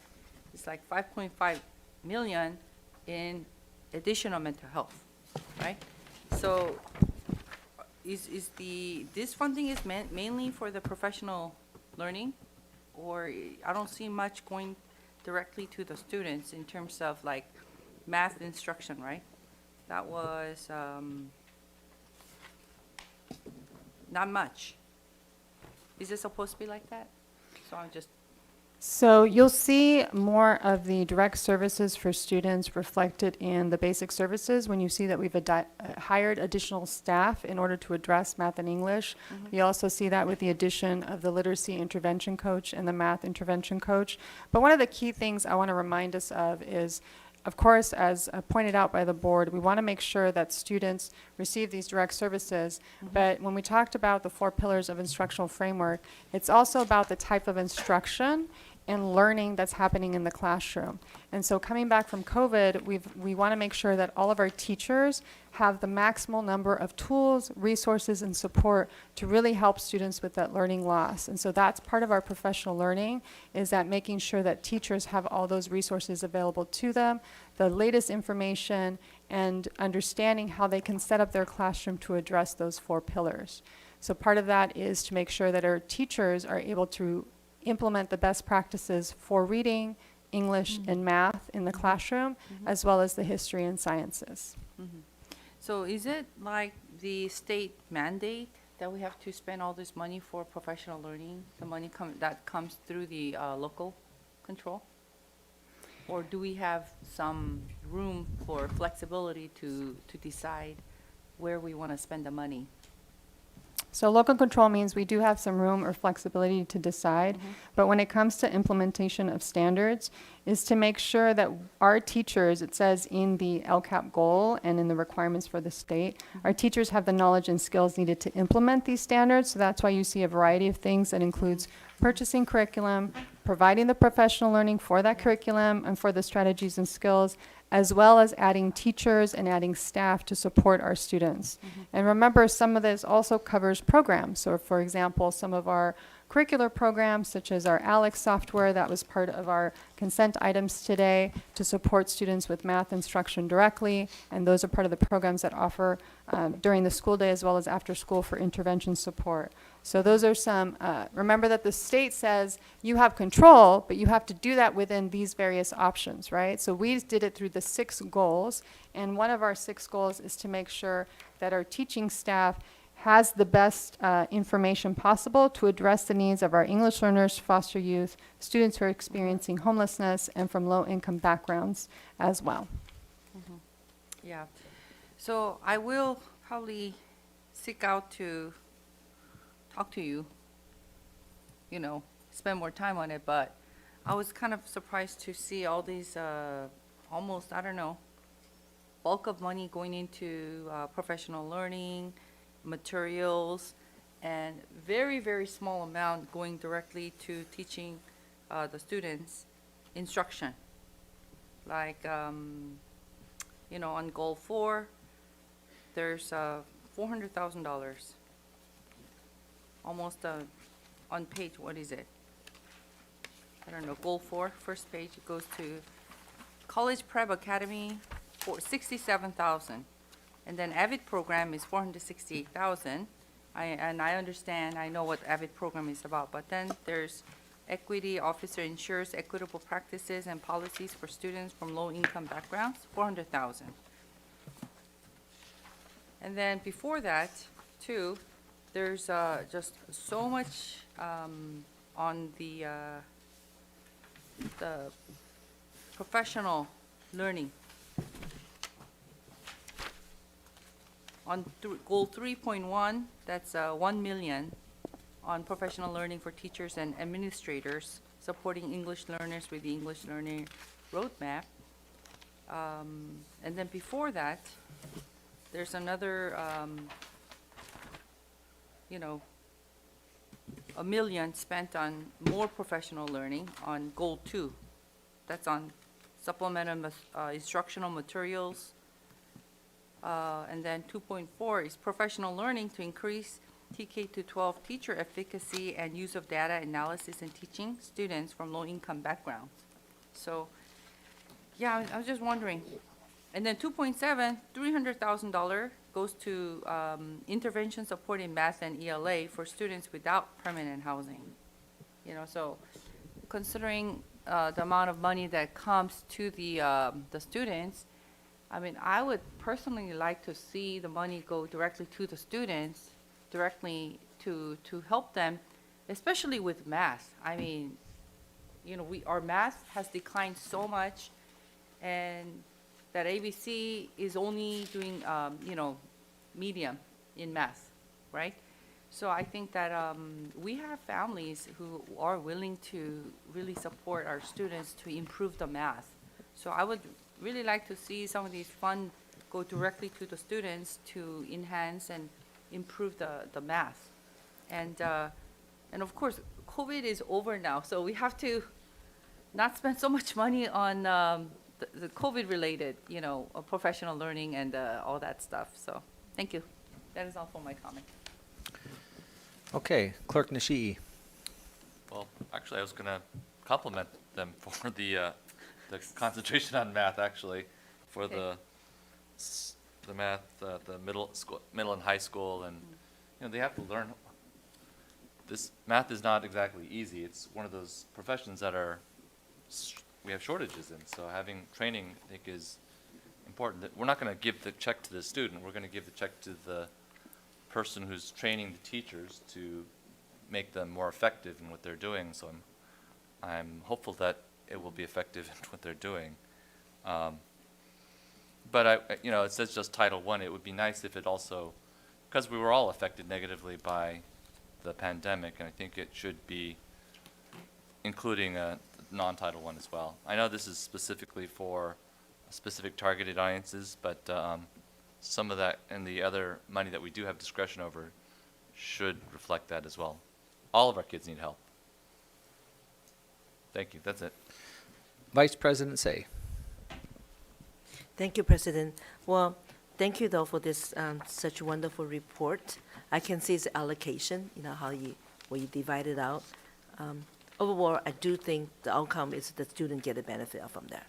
And my couple questions, I can't wait to see the data analysis for the coming year, to later see the improvement. That's what I'm looking for, to see that. Because I understand the COVID's over, but, and as far as compared to other school districts, I think ABC has been done a lot of great job on the improvement on this matter. I have a couple questions for those no permanent housing students. What about transportation? What do we do with those students during the summer? Because we don't have a permanent address or. Yes, we do work with the families depending on their needs to either provide busing services or provide them cards so that they could use the local community bus. So it depends on the individual family's needs. Part of the role of our district social worker is to do outreach with families, as well as our mental health professionals. That's part of their work as well, to try to identify and know exactly where our students are housed at that time. Sometimes students without permanent housing is because they're living with relatives and they don't have their own permanent residence to call home. Sometimes it's because they're living out of a motel room in the area. So just depending on the needs and what that looks like for students and their transportation needs, we work with the families to try to provide as much as we can. Oh, that'd be great. On the slide 35, you have a goal for, it says early college program on both. What is our intentions by the time they graduate from high school? They already have two. One is a high school graduate certificate. They also have a associate degree done by that time. Is that what our goal is? We're pretty much halfway done. So it's a certificate called the ABCUSD, and what that stands for is that they have all the transferable credits that they need to be able to transfer as a community college student to a UC or Cal State. Typically, that means they're only about 6 credits behind or 6 units behind from achieving their associate's degree, so a few more courses and they'd complete their associates past what we're going to provide for them. So that means that when these students graduate high school, if they go into a UC or Cal State, they would have enough credits to almost start as a junior, or that they could go to the community college and they transfer, stay for a semester, finish their associate's degree, and then be able to transfer to a UC or Cal State, which, as some of our families know, sometimes transferring is a little easier as an acceptance rate than trying to apply the first time. So it just depends on the needs. And so it saves our families a tremendous amount of money in terms of the, we estimated at one point it could save anywhere between $70,000 to $80,000 for low-income families to go to school and be able to achieve a college degree. Yeah, that'd be great, because that really kind of processly they can graduate faster and can save the money for the parent, and I like that. And the last question is about the slide. You put in the blue colors, so it's really hard to read that. I think it's slide 36, I believe so. And slide 36 about the reflection technology. I was wondering, because during COVID time, some student doesn't have a Wi-Fi at the home, and we give them the hotspot. Do we still provide that? As requested, based on student needs. So for some of our families that, especially at our school sites where students are expected to do work at home on their devices, as requested by our families, we do provide support with those areas. So the hotspot still provided to them? As requested, yes. Thank you. That's my last question. Thank you, President. Thank you. Dr. Yenyo. Thank you, Mr. President. And Dr. Castro, thank you for the thorough report. My question is on goal 4 recommendations on 4.5 for advanced placement course support. What type of supports do you provide the students? So we provide tutoring supports for our students. One of the most important components, I used to be an AP physics teacher, so I know about this, is that making sure the kids can get through a 3 to 4 hour test, right? That's not something they typically do. So we provide a lot of Saturday support as well as after school support for students to get used to taking a test over an extended period of time. In the past, this support has only happened right before test season, which is in May. But with this support services, students can receive support starting from the beginning of the school year, so they continue to be successful in their AP classes throughout.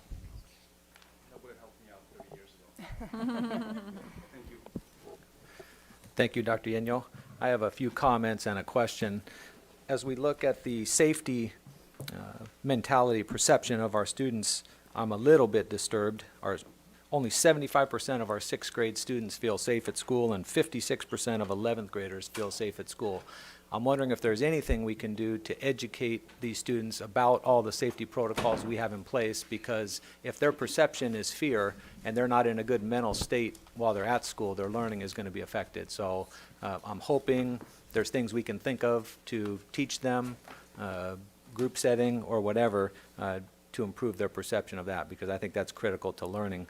The second is, from the dashboard, our chronic absenteeism is high. And my question is the level higher amongst our English second language students? Do they have a higher level of absenteeism than the general population, or is that not measured? Yeah, that is measured, and they do have a higher rate than our general population. Okay, so I'd also like to see resources thrown at that, trying to, get the kids in school, whatever it takes. It seems to me, since the pandemic, students are more easily willing to miss school, and I don't know what the result is, but if we could put some resource towards that, educating the parents. It's obvious that if you're not in school, you're not learning and you're going to fall behind, right? Right. So if our cabinet can think of any ways to curb that, it would be very helpful. The last, Sue mentioned it, the math scores. I don't know if there's any more money we can throw at math, improving those scores, but our medium score is one of our lower ones, and I think it'd be helpful to add some funding to math for our English second language learners. But overall, I wanted to thank you. I want to thank the community, our parents, for giving input on this survey, your staff. This was a very thorough report, and those are my comments about safety, absenteeism, and math. I think we should focus a lot of our money there. Okay, thank you very much. Oh, Ms. Suyu, round two. I forgot to say thank you, Dr. Castro, for a lot of hours put into this presentation. But is this something that is normal practice in other districts too, I guess? Out of 23.6 million, 23,695,000, that's the supplemental grant, right? Is this all from that grant, the B supplemental grant? It's 27.2 million. Oh, 27.2 million. So of the 27.2 million, I just roughly added up, like 12 million is, going into professional learning and all the administrative, work. Is it? I can provide you with a follow-up Yeah, report if okay. you'd like. That's not some information I would have at this moment in time. Sure. Okay. Thank you so much. I will try to answer that. So to sum up Dr. Castro's presentation and all the work that she and her staff did, the district for the 23-24 school year expected to receive $27.2 million to support low-income students, English learners, and foster youth. And that's reflected in what we call the 40-item list, which is on the last pages of your LCAP book. So it's all add up to 27.2. Of those 40-item lists, about 10% of those 27.2, maybe a little bit more, close to 3 million, is on PD. The rest is what we call on direct services to students, whether it's additional teachers to lower class size, where there's devices for students, where there's mental health professionals. All those items, of the 40 items, you will see about 4 or 5 are PD, add up to about $3 million or more. But it's about 10%, a little bit more than 10%. But, we believe that as part of the process, part of the engagement with education partners, that's what we need to spend the money.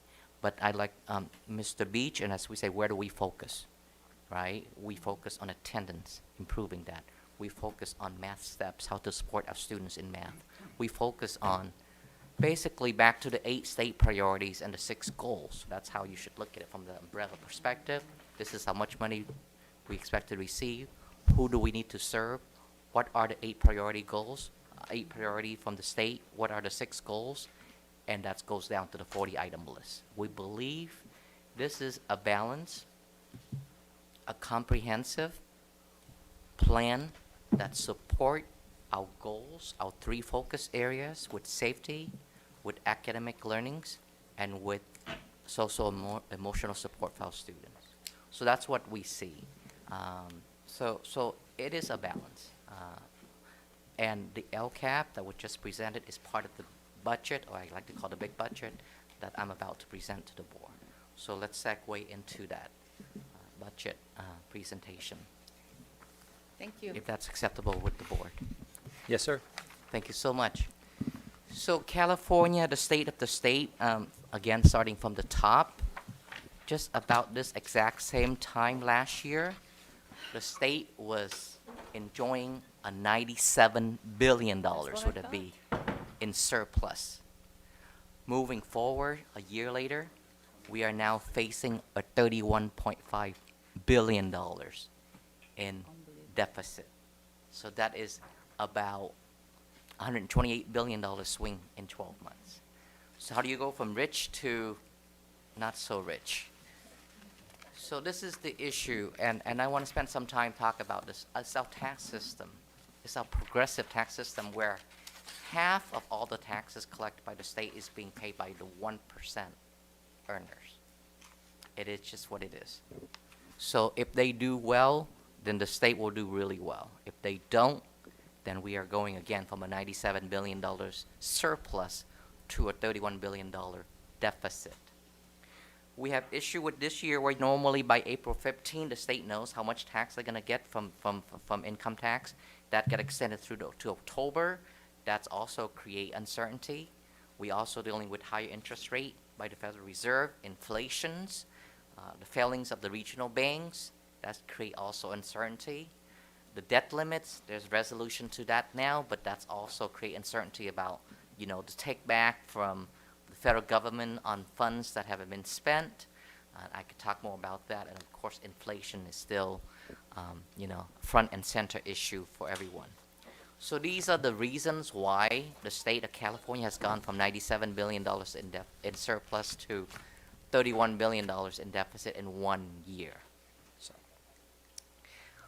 To give credit to the governor, Newsom, how is he dealing with the $31.5 billion deficit? These are the itemized list from him.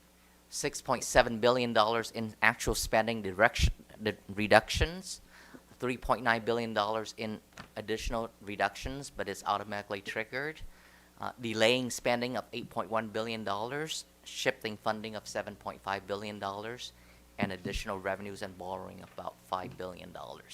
So that's how he basically balanced the book or resolved the $31.5 billion deficit as proposed. The state is in fairly decent shape in terms of their reserve. They have been putting money aside for the rainy day. And as you can see here, they are anticipating about $37.2 billion in the state reserve if they need to tap into that, which is $22.3 billion for the state budget stabilization account. About $10.7 billion is just for public schools. If they need to cut public schools, they can tap into this and not have to make such drastic cuts to public schools, and about $4.2 billion in special reserve. So at the state level, they do have $37.2 billion in reserve, even after the deficit. I just want to make it clear. So unemployment rate, as you can see, there's a big spike there because of COVID, but we pretty much back to the pre-COVID level. California unemployment rate now is at 4.4%. So we are back to the pre-COVID levels. CPI, this is a big concern. Inflation was peaked at 9%. Now we're down to about 5%. This is much higher than the goal by the Federal Reserve System, which is about 2%. But some believe that the 5% is here to stay, so that to be seen. So we are at a higher inflation rate than before COVID. This is the Fed funds where the Federal Reserve System raised interest rate, and this impacts everyone. It impacts mortgage, it impacts personal loan, auto, so it's at about 5.25% as of right now. So to borrow money is more expensive now than before. So how much is the state of California budget look like? So this is the revenues. They expect to receive about $209 billion in total revenues for the state general fund. Right? As you can see here, personal income tax, sales tax, corporation tax, that's the big three. That's made up the bulk of the state revenues. Again, how much are they expect to spend? $224 billion. So as you can see, they will spend more than what they will take in. So that create a deficit, if you will. $89 billion, or the big bulk of it, goes to K-12 education, higher education, human health and human services, and corrections and rehab. So this is what the state budget look like if you need to know how much the state is expected to receive, what are they spending it on. This is the state of California. Education funding will be flat from this year to next year. If you look at the last two columns, it's about $106 billion for this year and about the same for next year. However, in 2013-14, the ADA for the state of California is about it's almost $6 million. Now it's about 5.4. So they have about a little bit more than about 10% less students from 13-14, and they expect to even decline furthermore, but I'll have that. So in the education budget, what does it mean for education in the May revisions? There will be, even with the deficit, there will be a fully funded COLA of 8.22%.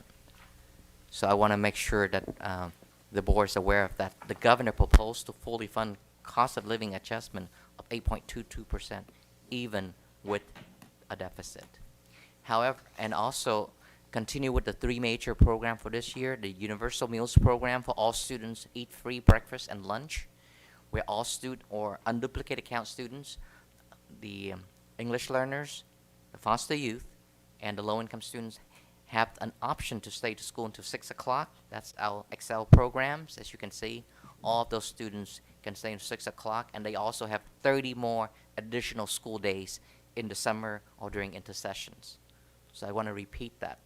Our students go to school up to 9 hours a day for 210 days instead of 180s. Again, these are English learners, low income, and foster youth.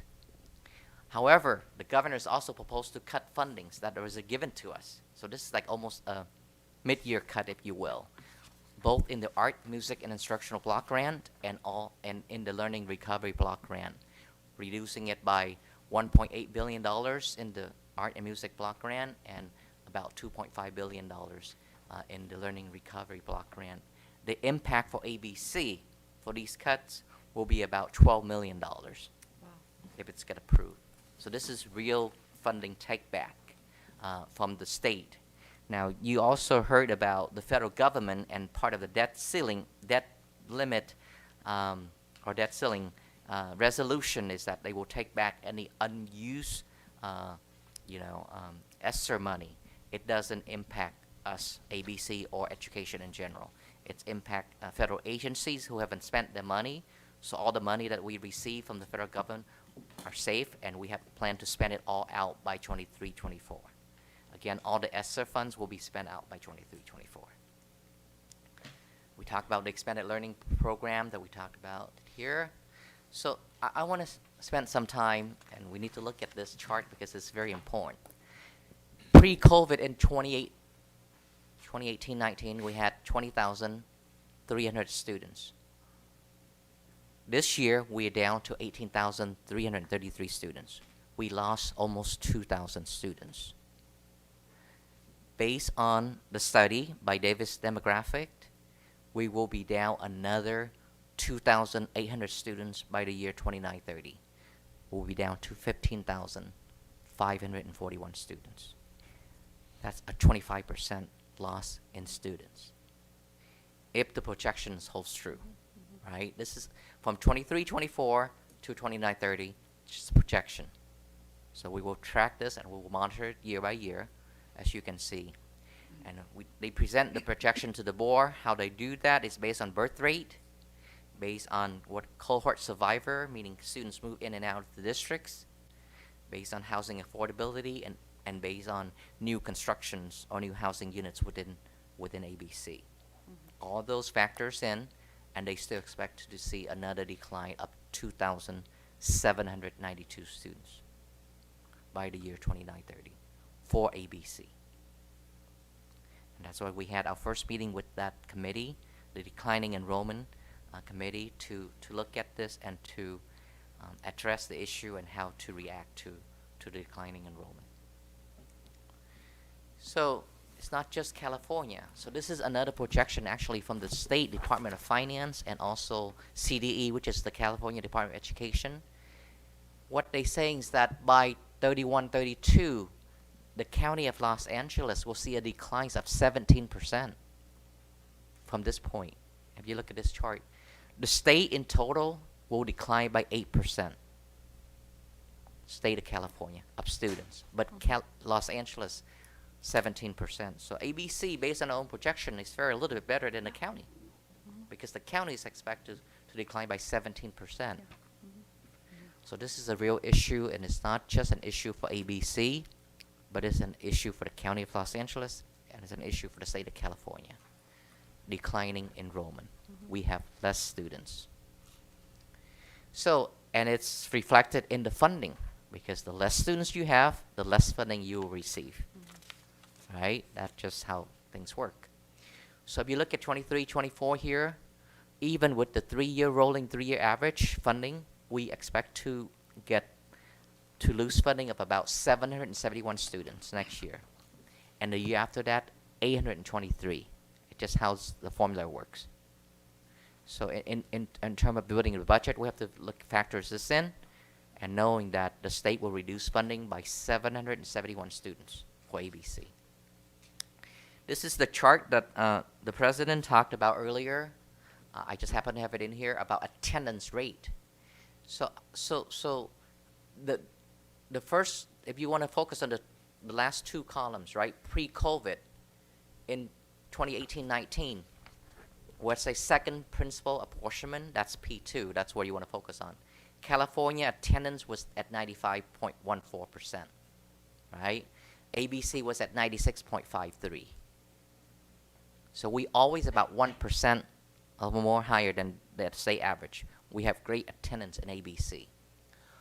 Post-COVID, if you look at 21-22, when our first year that coming back full year, the state attendance is at 90.49%. ABC was at 93%. This year, 22-23, the state attendance is at 91.25%. We improved by a full percentage at 94.31. So we have not back to the pre-COVID level of 96.53. We still 2% below that. So we have work to do, right? But the state is about 4% off of that. So we're about 2% ahead of the state now, if not more. I hope this chart makes some sense on attendance and what we need to look at. So I just want to make sure that the data makes sense or clear to the board. So again, pre-COVID, ABC was at 96.53%, while the state is at 95.14. As of right now, we at 94.31, and the state is at 91.25. We have work to do, but we are way ahead of the state average. It is a real problem. Students' attendance have not been great. So even with the 8.22% COLA increase, because it's offset by the declining in enrollment, we see a $4.5 million increase in funding in LCFF. That's after the declining in enrollment. You've seen this chart before. From the LCFF, we expect to receive $235 million. In here, the supplemental and concentration grant, I talked about that earlier, $27.2 million. B and C have to be spent, again, on English learners, low income, and foster youth. A, the base grant, the board can spend it on all students. That's how this works. We have also budget for step and column costs. We also budget for health benefit costs. We also budget for additional pension costs. Every year we have to do that because this is actual real increase from one year to the next. This is the CalPERS STIRS rate. This is the budget. So I want to make sure that the board see this. We are expected to receive for next year $241 million in unrestricted funds, about $79 million in restricted, for total revenues of $320 million. If you look at what we spent on PD, about $3 million, that's about 1% of the budget. Yeah, there's a lot of money, but we need to spend that money. This is expenditures. Again, almost 90% of the budget is on people, salaries and benefits, right? It's a concern because when you have declining enrollment and when you have to make cuts, this is where you go. You cut programs, you cut personnel to balance the budget. So we don't have to go there yet because, again, this year the governor still proposed to fund COLA of 8.22%. So there's no budget reduction in this budget that I'm proposing.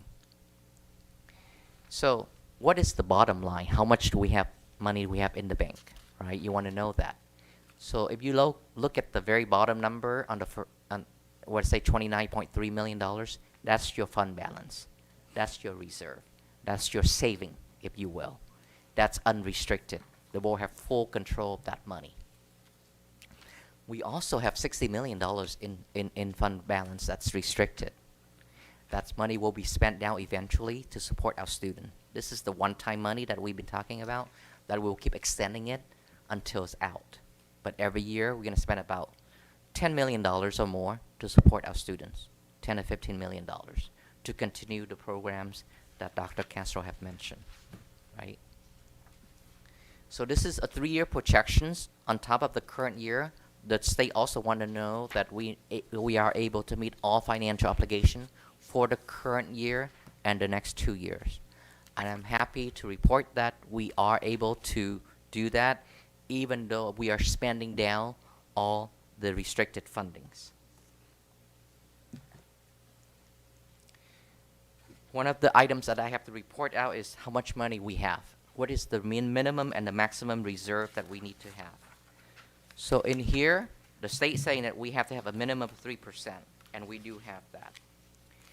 The state also say that we can't have more than 10% of the reserve cap. We are at 9.1%, which is $29.3 million that I share with the board. This is the money that you have full control of. So how are we comparing with other districts? They have more in the bank than we do. But like I said, as your chief financial officer, I'm comfortable with the 9.1% reserve we have because we want to spend the money that we receive from the state to support our students and our programs. So in summary, this is a balanced budget. It meets all federal, state, county guidelines and the Board of Education policy.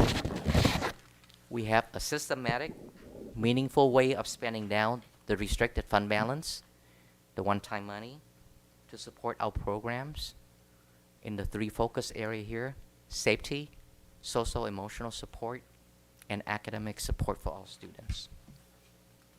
Thank you, Mr. President. Thank you, Mr. Nguyen. I'll bring it back to the board for comments.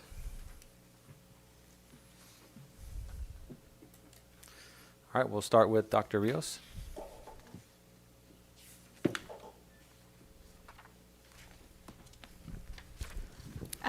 Just more so a comment, and that's that it seems like now more than ever, it's going to be really important for us to do some serious program monitoring to make sure that the way that we are spending our money is giving us better results. And I'll say that because we don't want the same results, right? We obviously need to improve. And so now, you know, I know there's a lot of ways that programs are being maintained. There's some ways that programs are being added to, but this is a lot of money. And we need to make sure that, again, they're giving us better results.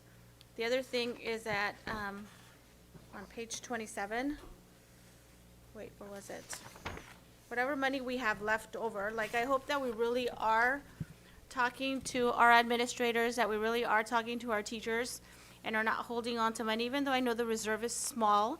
I know that there's monies in other accounts, that we really are spending them in a way that supports students. And I know that, like, for example, Board Member Sue was talking about seeing that money going directly to students. Well, sometimes the best way to affect instruction as the classroom is to better prepare our teachers, right? We know that the number one element in determining a child's success is just that, the teachers. So the better our teachers are equipped with strategies, with tools, with information, the better they're going to be at teaching reading, the better they're going to be at teaching math. And so you're not just going to affect one student, you're going to affect the entire classroom. If you're looking at a high school, you're going to affect, times 5 periods, up to 100 plus. So I appreciate the fact that we are spending money on training. But again, I hope that, us holding on to money in other places is not at a cost of support. Thank you. Clerk Nishii. So, actually, I have a question.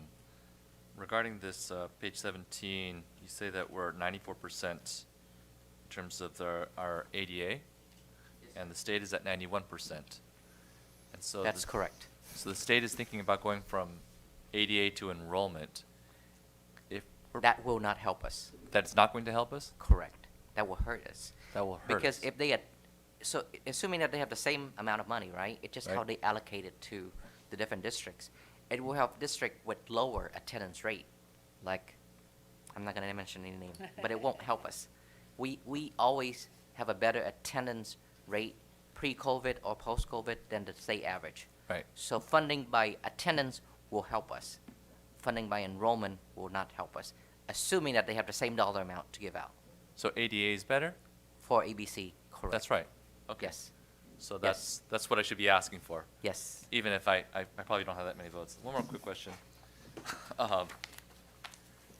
This next page here about the 3-year projection.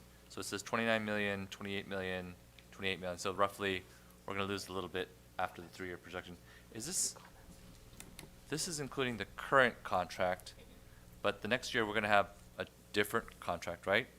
That is correct. That is assuming our current financial obligation at this point. If the board were to enter into any agreement with employee groups, it will change this calculation, clearly. Or any other, this is as of right now, this is what we have, this is what we obligated to spend. So this is as of right now, not factoring in going to next year, and we'll, of course, have to bring back to the board So our yeah, recommendations. it just on includes that. the year that we specifically negotiated, the specific raise that we did. Correct. So the following year, No. what is projected in terms of the increase? We are not projecting any increase at this No point in this increase. budget, correct.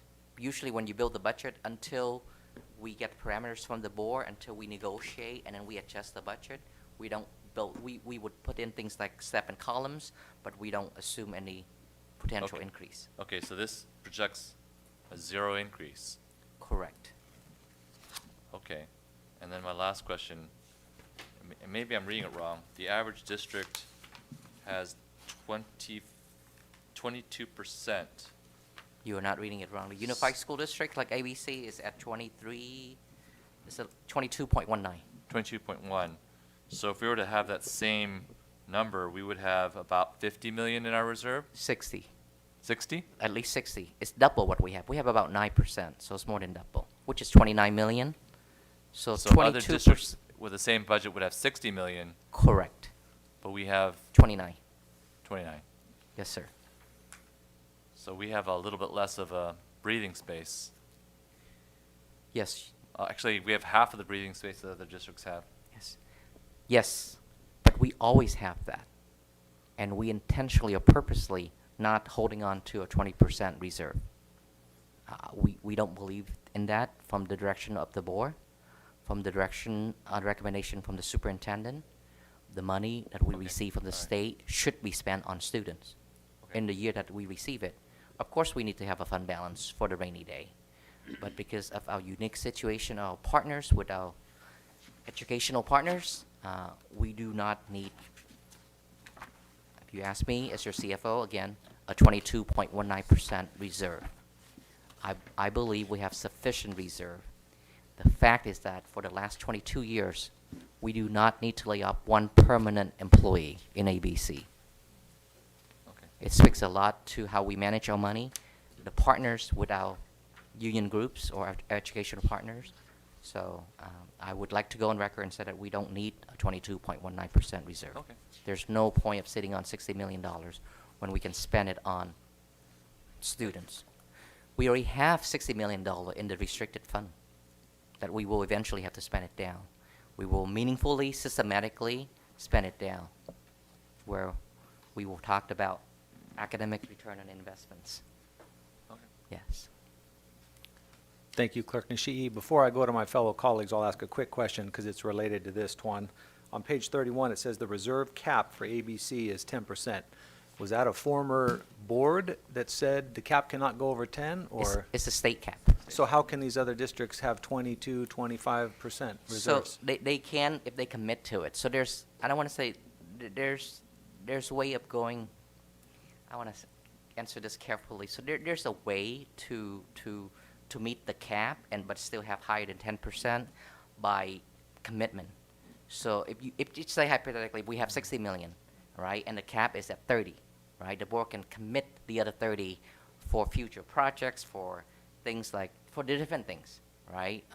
So it's called commitment. So once you commit anything above 10%, then you technically you meet the letter of the law of the 10%.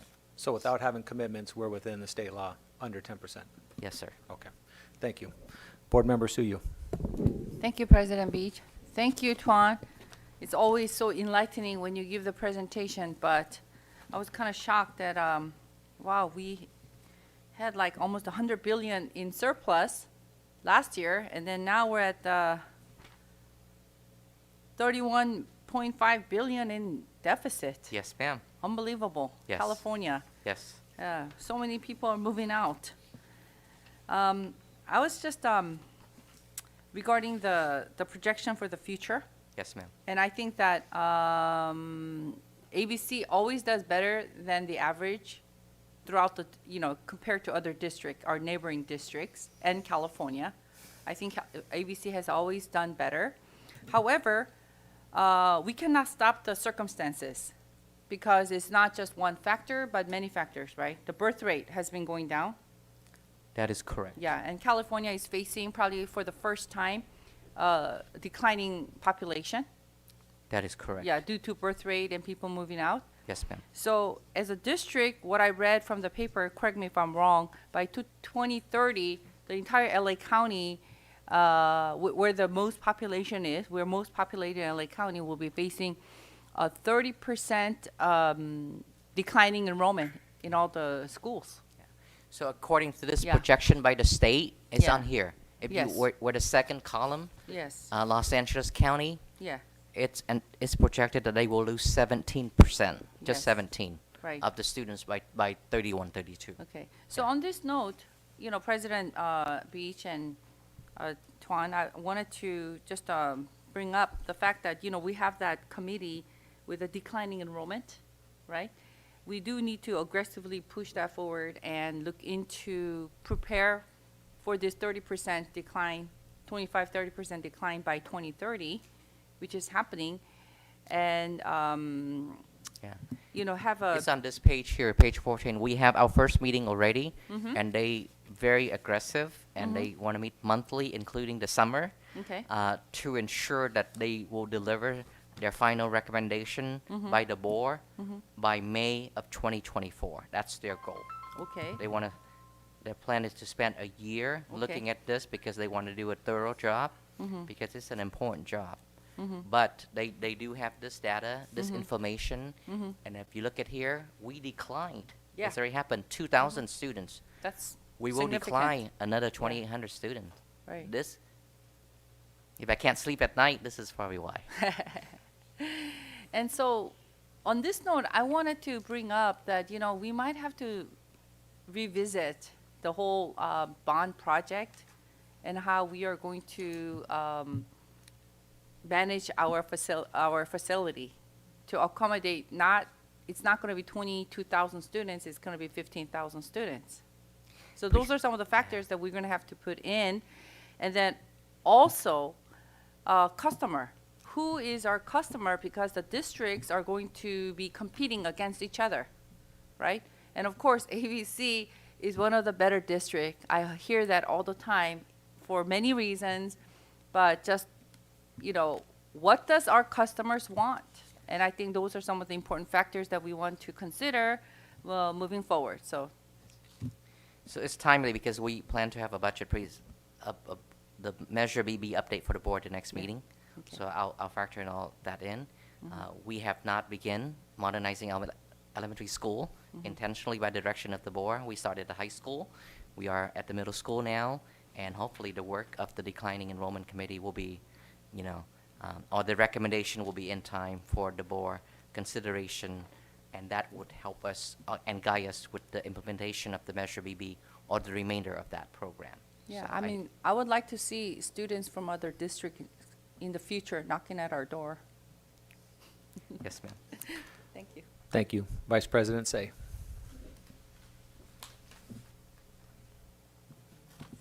Thank you, Tuan. I'm so glad I see you there. I feel much better, even though I know we have the budget issue. We actually were anticipating this coming out anyway, and you had warned us before.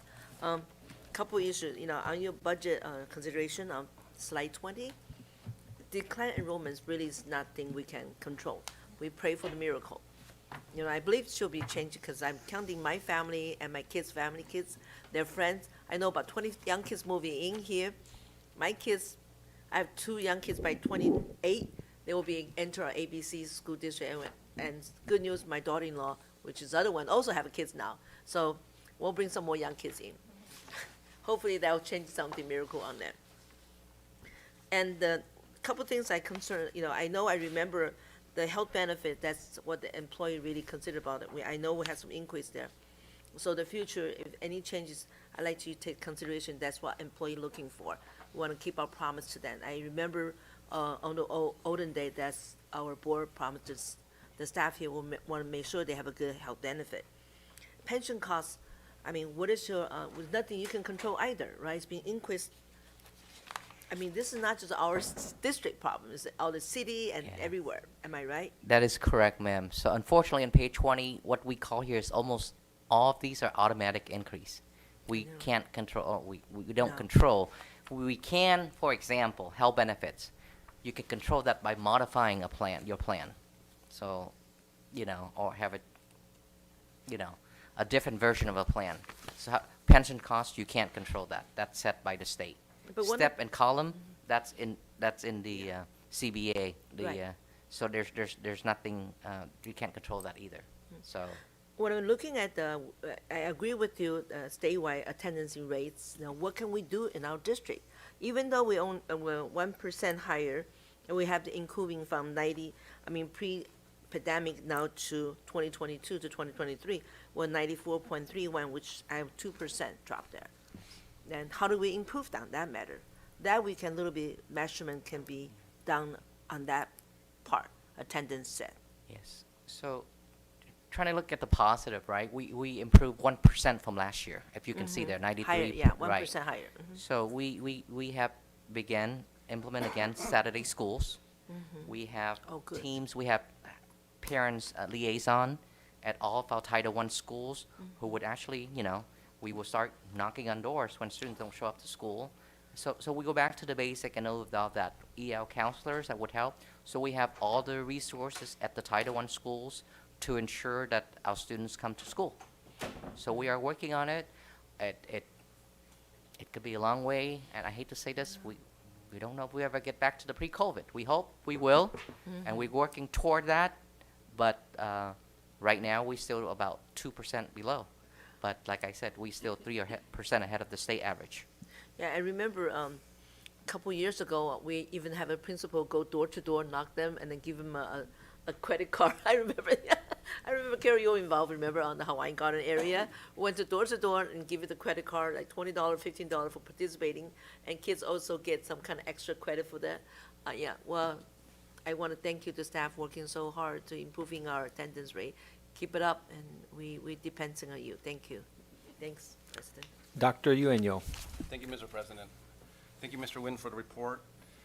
If I remember correctly, we started off the year with 18,496 students. Is that So- correct, if I remember correctly? And now we have 333, 18,333? yeah. So the enrollment changes daily, right? So it depends on when we capture the enrollment data, right? So you can start the year early with higher students, but there's dropouts. I hate to say that. So it depends on when we capture the data. So that's why you get a monthly enrollment report that goes to the Finance and Audit Committee to monitor that. So this enrollment is at the TK to 12. What you have seen might include other programs, but this is our TK to 12 enrollment. It is officially at 18,333. This is the official number that we're reporting to the state. Okay. Yeah. Thank you, Mr. Nguyen. That's all I have, Mr. President. Thank you, sir. I want to comment first on something Sue said about how do we attract new students. I think our virtual academy is a clear choice. You know, we've turned classrooms into like 4 pods for teachers. The kids don't even come to the schools. A lot of parents are looking for that option. I think there's a lot of possibility to recruit there, and it wouldn't do major impact on our infrastructure. So I'm just throwing that out as a random thought. I'll start with the good news, and let me first say, Tuan, I'm very happy to see you sitting there. You've been a great steward of our budget. We trust you, and you do a great job, so thank you. I also love the fact that we keep a healthy reserve of almost the maximum 10%. We can't do much better than that. You said it before, but I like to always ask it. We're going to have a budget surplus this following year, correct? Yes. We will have a balanced budget in 23-24 as of right now, right? Assuming that the board, you know, when we begin to have a conversations about collective bargaining and pay raises for the different employee groups, I would have to present that another set of information to the board and share with the board what we can afford, again, to keep a balanced budget and to have close to 10% in reserve. So that always going to be an ongoing process. This is as of right now on June 5th, right? This is based on the governor's May revisions. Once the state adopted the budget, depends on what it is, I would have to take it back to the board. If it's, you know, this whole thing could be different. It will be different because the state will adopt a budget that will be different than what the governor is proposing. But yes, sir, as of right now, the budget presenting to you is balanced for the 23-24 school year. And there's a slight surplus. Yes, sir. Okay. $2.7 million to be exact. Have we lost the revenue for the 2,000 students that we've lost since the pandemic? Thank you for the question. We have not, thanks to what's the state, what they call the 3-year rolling average. In the old year, or under the older formula, we would have lost funding for the entire 2,000 students. But recognizing that impact on all school districts, the state implemented a program called a rolling 3-year average. So it softened the funding cut, but eventually it will catch up to you. And it is on page 16 here. So maybe this is another way of explaining it. If you look at the last 3 rows there and the declining, right? And under the old system, we would have lost all those funding of almost about 2,000 students right there.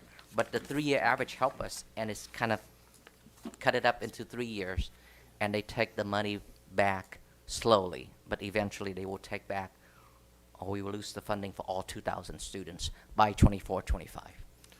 Okay, so I knew your I answer. hope that answered the question. I knew what your answer would be to that question. Yeah. I want to be transparent with the public Yes. that we haven't lost funding for the 2,000 students we've lost. You mentioned earlier, if we lose funding next year for the 771, it would be a big hit.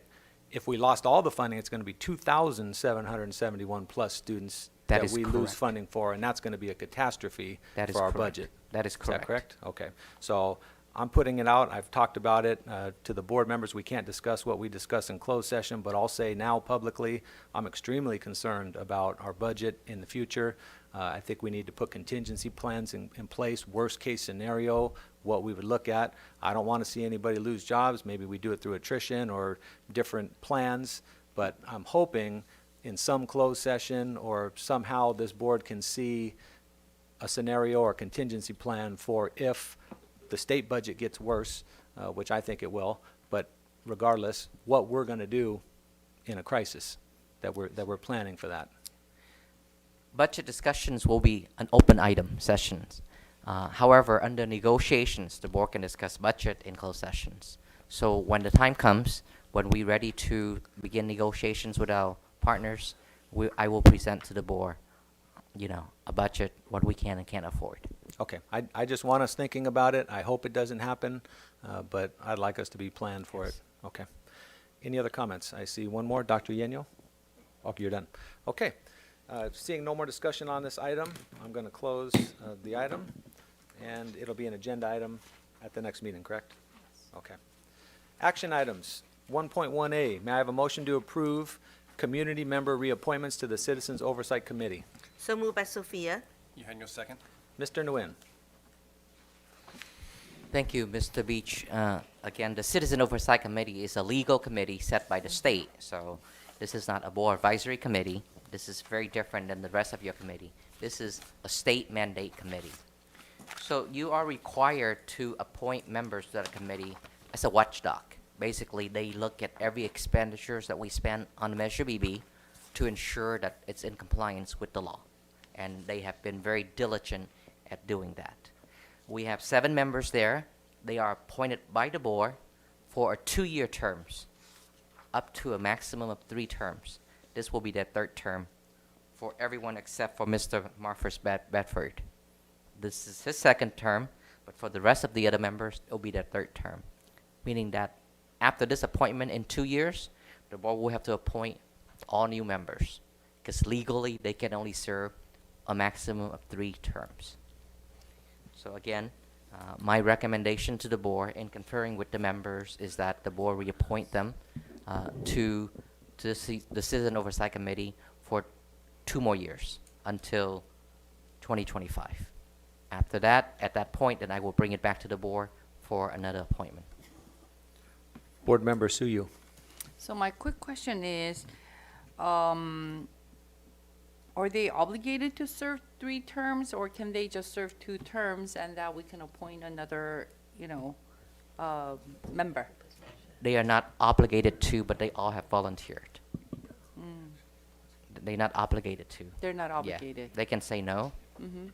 or the board can choose not to appoint them.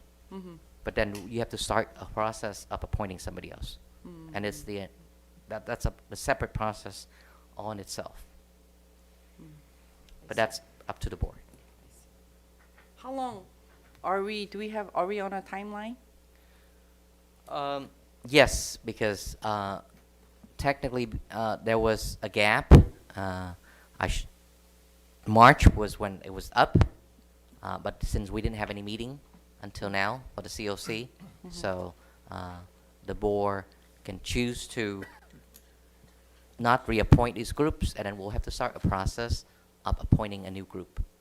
But there's no legal obligation for the board to act tonight one way or the other. When are their meetings?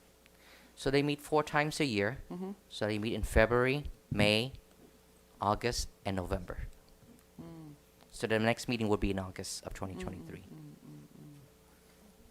So we have about 2 months. Yes, ma'am. I see. Actually, you have about 1 meeting because July is dark for the board.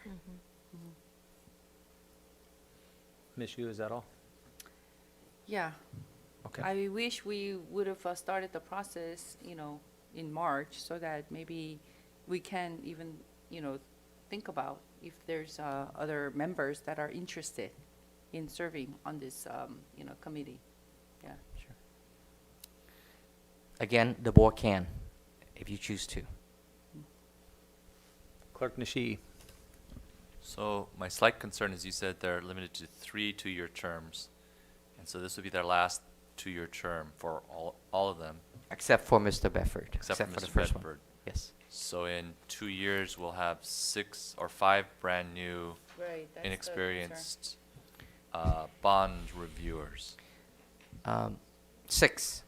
Or actually, 1, 2, 6. 1, 2, 3, 4, 5? 6. So there's 6, 7 yes. members total, except for Mr. Bedford, the first Right. one. All the other 6. It depends on how you see it. these 6 members or 7 was brand new 4 years ago. That's true, but it's a continuing process. Correct. So I did talk to them about that option, the issue of, staggering, right? So that there won't be all new members, but I've asked them and they all like to serve again. But it's up to the board. Could That's we a very good point. could we appoint like alternates so that No. So this is a very legal bound committee, Selections. right? So if you recall, about 4 years ago, we would have to go through a lottery process Right. where we have students pick the names of the committee members who serve on the board. There's an application process. If the board chooses to do that, you can. So yes, I do want all these 6 actually all these members to be reappointed. That's not the issue. The issue is that would it be possible for us to do the same lottery thing that we have here, but have not a shadow board, but like an alternate board, a trainee board next year, because at least 1 year of training, so they know kind of how it works, Robert's Rules of Orders, because I remember when they first started, they were all pretty new to the procedure. There were some challenging issues, I recall, because of their inexperience, and it caused some friction. And so I'm thinking to avoid that in the future, maybe we have next year, we have an on-deck circle of people who they're not officially on the board, but they go through the same process. Would that be something that we could do? Because that seems like it'd be illegal. They Yeah. wouldn't actually be board members. Yes, it is something you can do, and that they can actually be full-fledged members. This is the minimum. This is not the maximum. You can have 2 in each category. Yeah. But then that would bring to the issue of quorum and all of that. But yes, you can start the process a year earlier and have them you can choose to have them as alternate, but they can be a full-fledged board member, COC members. So I would hope that we could prudently consider that. I don't think it requires a board motion, but you would maybe bring something to us. If that's the direction from the board, yes. Yes, definitely. Is that all, Clerk? Okay, Vice President Say. Tuan, as far as I remember, they have to, because under the requirement of Proposition 39 and related to state law, the district required to form a citizen oversight, they must go through the elections, right? No. That was the rules for us. It's not when an we signed up. election, it's an appointment process by the board. So if you were to open this again, right, it's the same process. It's like a lotto, You still have would to. ask for applications. Mhm. It's have to be by the different category that listed here, the 7 different category, right? If you only have 1 member who apply, then easy, then that's just that. If you have more than 1 board member who apply, then you would go through a process of picking. And the recommendation from the superintendent from 4 years ago is that let's do a lottery, because that take out what are you appointing, one person versus the other, because they legally all qualify under the category that they willing to serve. Because I remember, like you mentioned, under categories, have engineer, It's those- listed yeah, here. right It have here, to right, be right, business right here. community, Right. senior citizens, Mhm. taxpayer associations, parents at large, community at large. So Because I don't want people misunderstanding of the appointed position. Board cannot appoint the person, as far as I was told. again, it's an application process. Right, application. And then if whomever chooses to apply, it's just how you choose to select The those board- individuals. The board approved that final. Yes, ma'am. So I want public to understand this. Now we really can directly pick up someone to be that position, or have to go through the public. It should have to go through an application process. That is Right. correct. I want to make that clear that, yeah. Yes. Thank you. Okay, Dr. Ogrios. Thank you, Mr. President. I want just some clarification. I know that most of the committees that we have, it is led by a district staff. Is that true for this one as well?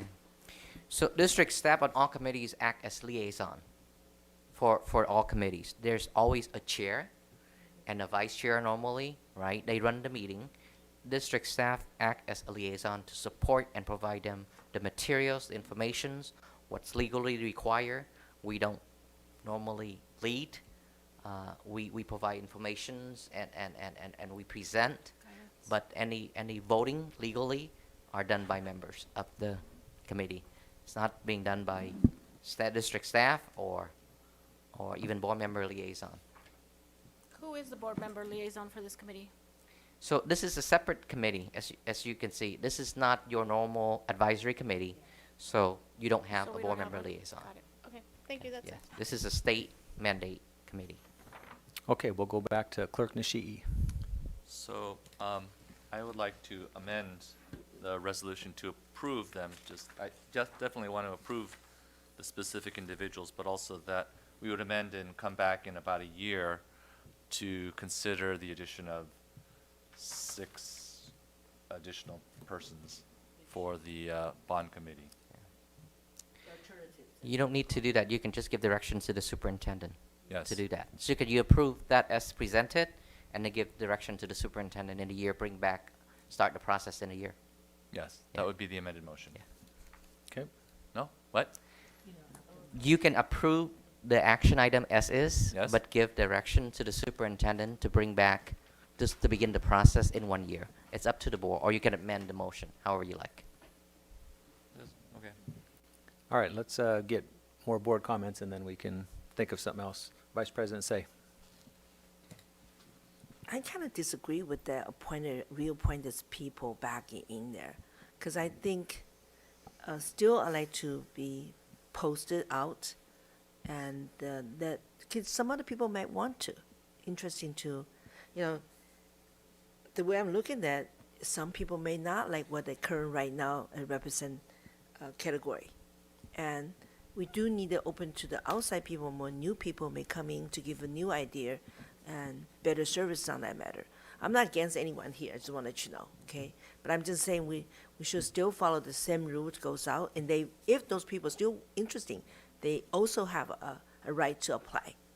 So I mean, I don't want to prove all of them to carry the same another 3 years or 2 years. I don't think it's fair for other community members. We do not give opportunity for other people come to run for this position. So I will not. I'm sorry for that. Okay, thank you. Clerk Nishii, would you like me to make my comments, or do you want to make I was just going to a address third the round? issue that she had. Okay, Clerk The only Nishii. issue is that in some bond committees, it's hard to actually get 6 people to want to do this. So that should be a consideration. It's like I know on the college board, their bond committee, I think they have sometimes a challenge to get people to want to come or even get a quorum. So just these people want to do it. So I'm thinking they've worked together for the last 4 years, and we should let them do that, just add people later on. Just a thought. That's my thinking. Okay, Enough. thank you. Oh, beat me to the punch. Vice President Say. Well, I don't mind to have alternative. I don't mind. You train the trainer, but I do mind. I want to give to the other community have a chance to serve. Okay, thank you. Tuan, do we chart attendance at these meetings? Yes, we do.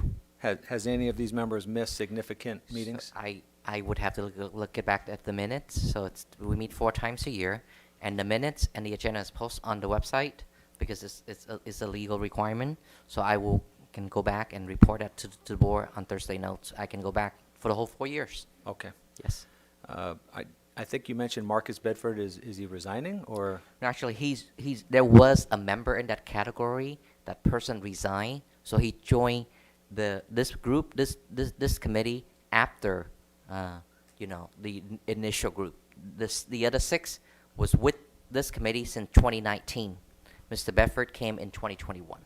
And what was the process for him coming on? Was he on the list when we did the lottery, or? So no, when the business community representative opened up, we went through the process, application process, and he was the only one who applied.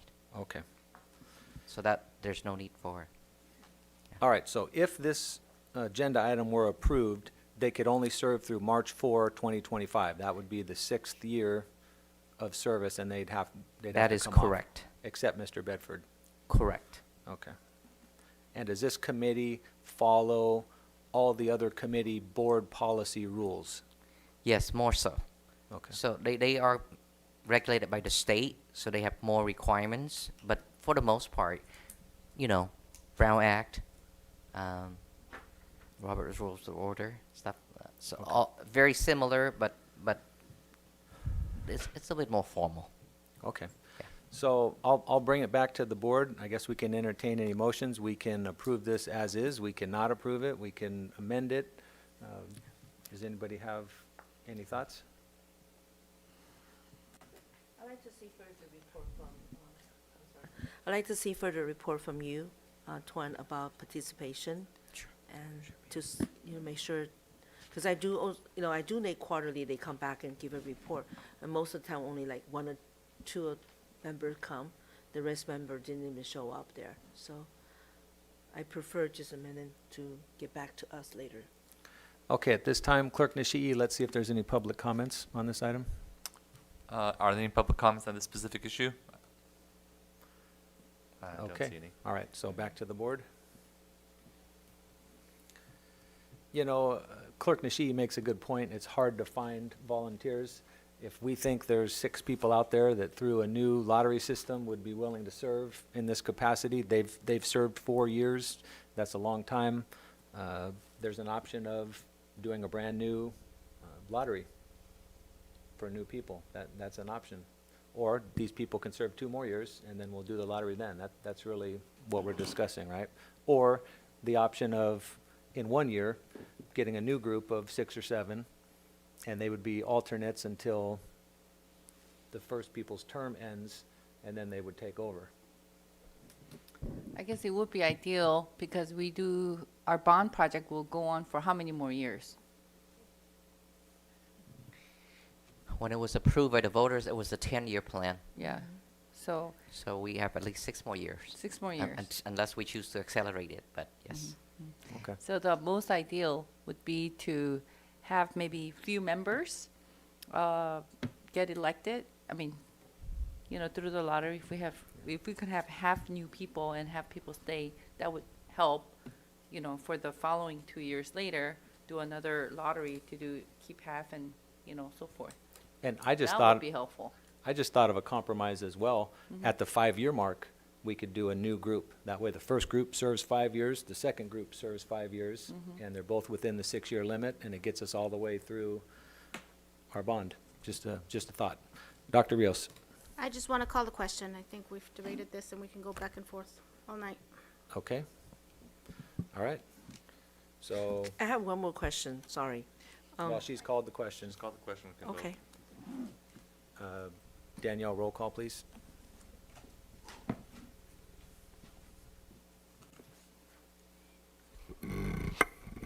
Dr. Eugenio?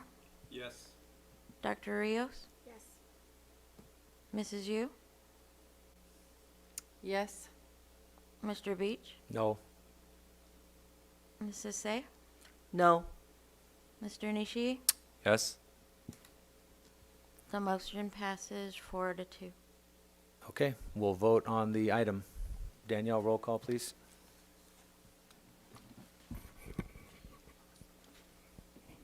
Dr. Eugenio? Oh, Sorry, point of order. Didn't we just vote on 1.1? No, you called the we just question went to end debate. To take the vote. Oh, got it. Okay. Now we're going to vote on action item 1.1A. Dr. Eugenio? Yes. Dr. Rios? Yes. Mrs. Yu? Yes. Mr. Beach? No. Mrs. Say? No. Mr. Nishi? Yes. Motion passes 4-2. Okay, moving on to item 1.2A. May I have a motion that the Board of Education select either option 1 or option 2 to fill the remainder of the term for the vacant board seat for trustee area number 7 until November 2024? So moved by Sophia. Dr. Zietlow. Thank you. So we have been working with legal counsel on processes that we will need to follow in filling Dr. Apodaca's position in trustee area 7. As you can see, there is a fiscal impact in regard to an election, and so it is fiscally beneficial to us to consider option 2. And so from our perspective, we've got the information here for you to see of the process that would be used if you chose to go down the route of a provisional appointment, with the application, a proposed timeline. We have a limited amount of time in which we can do this. If we go beyond our time limit for an appointment, it will automatically become an election. As part of our process this evening, and your discussion, should you have questions, both Mr. Wen, myself, and we have legal counsel here in case you have questions that are needed to be answered in regard to any of these processes. So with that, I will turn it back to you to consider what we'd like to do. Thank you, Dr. Zietlow. Clerk Nishii, are there any public comments on this item? Yes, there are. Angel Ligoria.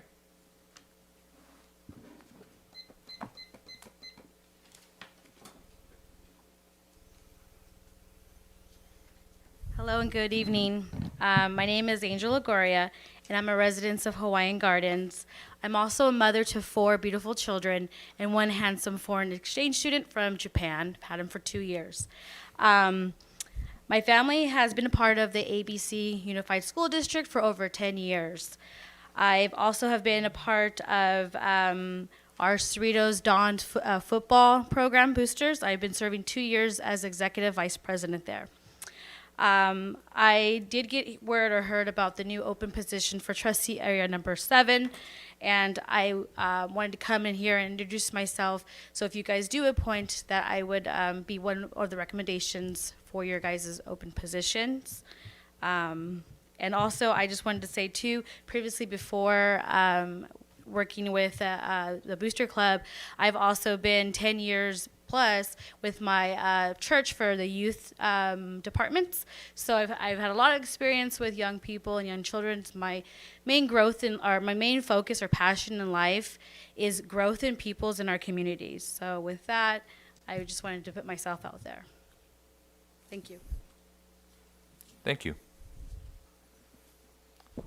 That's it. Okay, no more public comment. I'll bring it back to the board. Vice President Say. Just can staff, I remember one board member, Dr. Apodaca was running that position. He was running unopposed, right? Nobody, am I right? I think so. Yes. Yeah, what I believe is if That is people run, correct, yes. if the people run, before, and then that person should also have chances, since we don't, and cost so much money on 240, just like board member Ms. Yu just mentioned about we're gonna save more money on the children or our teacher. I prefer really on the option 2 and starting a appointed position, and then the person will have to run again on 2024. I think that would be fair on both sides. So I suggest, my personal, I believe option 2 is really a good choice for us right now. Dr. Olga Rios. Thank you. I just kind of need some clarification. So is the action item to just vote on the process, or because I noticed there's also an application in here, are we also moving forward with the process itself? So the idea is if we're going to have you select one or the other, and then we will move forward with that as staff. If you go with the provisional, we gave you a copy of the application we've used previously as a district when we've had to appoint, candidate information sheet where we've gathered, and then a proposed timeline, which of course, when we would do all of that and set up a meeting for actual, where you would interview candidates, that would have to be agreed upon by the board. But our goal is to do all of these pieces prior to the deadline that would require it to be done as a election. What is that deadline? Sorry, I believe it's July 17th. So before July 17th. Okay, and the reason I mean, I support provisional appointment, because it would save us a lot of money, and I do, I mean, it's how I became a board member. Superintendent at the time sent out a voicemail saying, you know, there's a, vacancy. I will caution the board, though, I think when I came to interview, not a single board member had read my application. So I'd encourage all of us to really take this process seriously, and actually, if we move for the second one, that we really consider all candidates, each and every one of them. And I also have something else to add. I do have some edits for the application, because this is a position for Area 7. And so one of the eligibility, under the eligibility information, must contain that as a checkoff. Like, we cannot consider candidates that do not live in Area 7. I think we all know. And I'd also like to have staff consider on question 1, do you have prior experience serving as a governing board or public office? I'm interested to know if there's, if they've been an elected official or, and then to add a question about, you know, I want to know how aware they are of the issues in Area 7. So a question along the lines of, you know, can you list some of the strengths and challenges facing Area 7 schools specifically? And I think that's it. But yes, I'm in support of option 2. Thank you, Dr. Rios. Vice President Say? I'm so glad we have a legal consult here. I have a question about, correct me if I'm wrong, there are, like, the positions open almost like, let me see, 12 months plus May to November, that's about 5 months, is it? 6 months. 6 months plus 12 months is 18 months.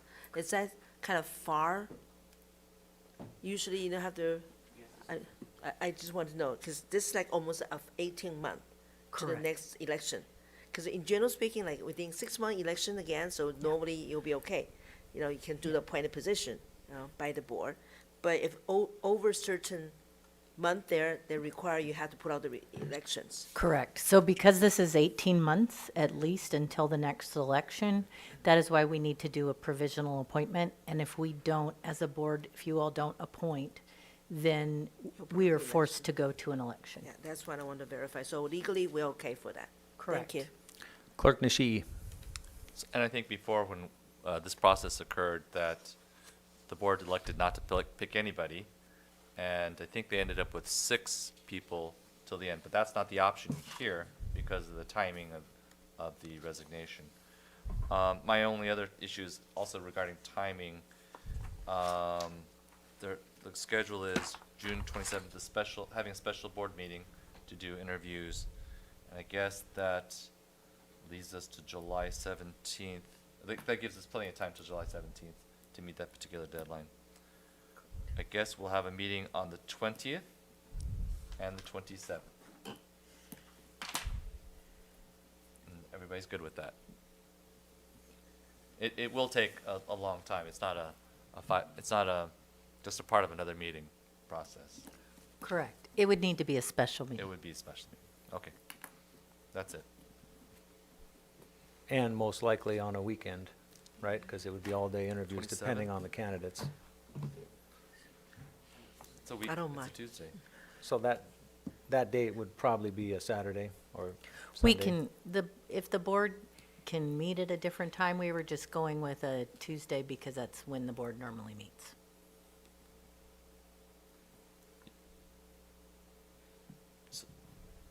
So then the question would be, if we do it a Saturday, then more of the public might be able to come, and probably maybe the people who are applying for the job might come. So that's an advantage of Saturday. Tuesday is when we normally meet, but that's going to be busier for some other people too. But also it's staff working overtime, so. Overtime? Well, but keep in mind, Clerk Nishii, this would be an interview meeting. So let's say we have 6 candidates and they're 45-minute interviews. What time are you going to start? 7, and we're going to go till 1, 2 in the morning, or? So it don't- can't be during the week because of people's work schedules and. I understand what you're saying, and I think that's where we were looking at the very first possible day it could be, once we verify everything.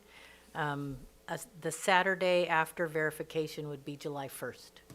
So if the board is interested in a Saturday, we were just trying to go with a normal meeting night as best we could. Okay. So I think in terms of, I think the last time, actually, Sophia Say, board member Say would remember, was it a weekday or a weekend? I don't remember now, but I'm push my button. I have to say about this Saturday or weekday. Yeah. So it's my Okay, turn. if Clerk Nishi's done. Vice President Say. I think we should, I think, agree with what the president just mentioned about probably take longer time. The regular Tuesday probably is a little bit harder.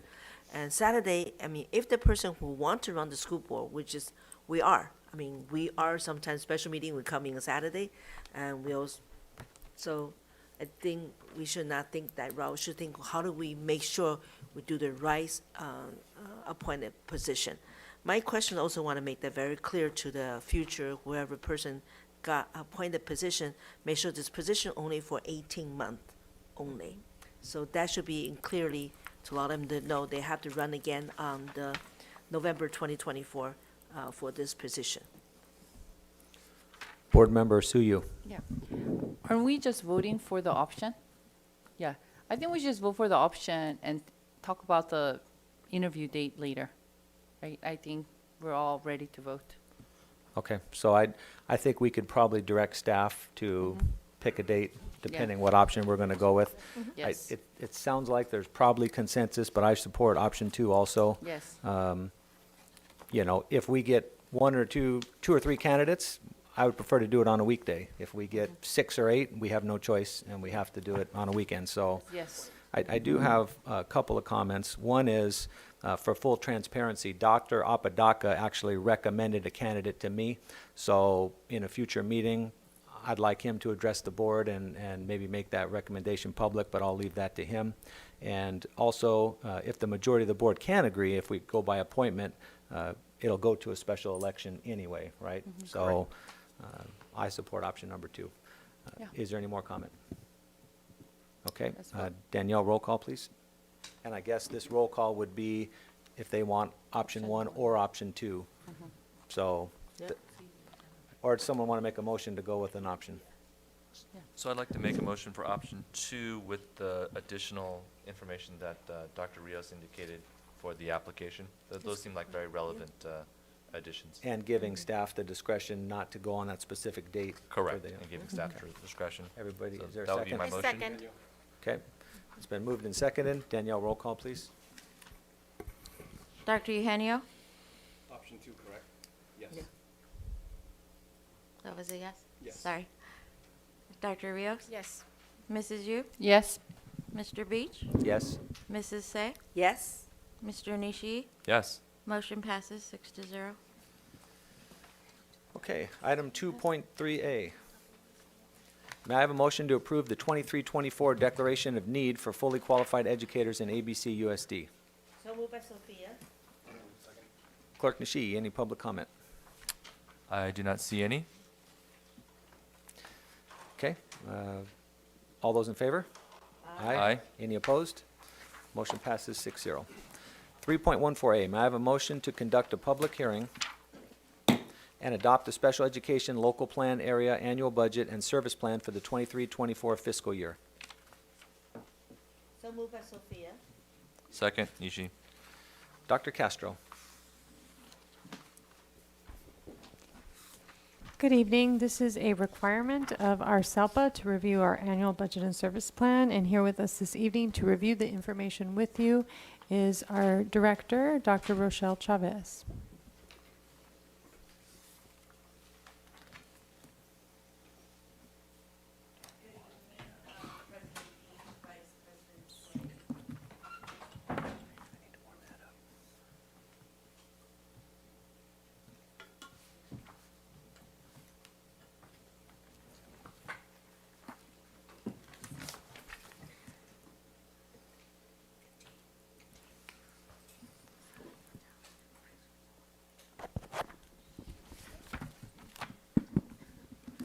Good evening, President Beach, Vice President Say, Clerk Nishii, members of the board, Superintendent Dr. Zietlow, and community members.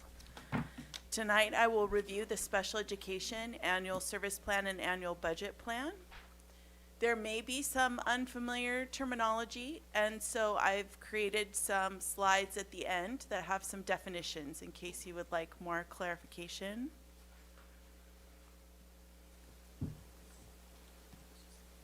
So just to explain, the SELPA is a regional special education delivery system. It can include many small districts or a large district, but it must provide a full continuum of services for children within its boundaries. These regions are called Special Education Local Plan Areas, or SELPAs. ABC is a single district SELPA. Therefore, ABC must complete an annual service plan and annual budget, demonstrating how all students residing within the district boundaries will receive their special education services. The California Department of Education requires each school district's governing board to hold a public hearing annually to approve the special education annual service plan and annual budget plan. This is our timeline for our plan, and this was reviewed with the Community Advisory Committee on April 19th as required, and it was certified by the CAC. So this annual service plan and annual budget plan is a template provided by the California Department of Education so that it's uniform across the state, and it includes all the required elements. So if you turn to your packet on page 79, you will find the annual budget plan. I want to thank Monica Aurora, Director of Fiscal Planning Services, for completing this plan. The budget plan shows planned revenue and expenditures for special education for the 23-24 school year.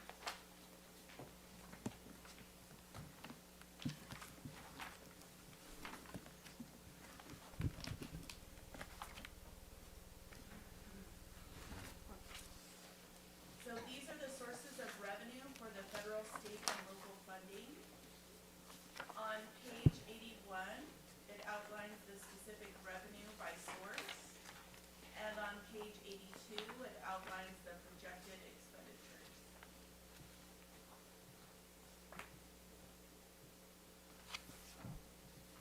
On page 86, you'll find the annual service plan. This shows the services currently provided to students with disabilities.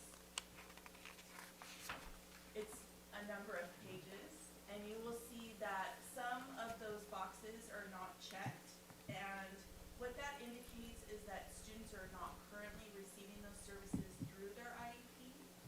But if a student was to move into the district, we would be required to provide those services.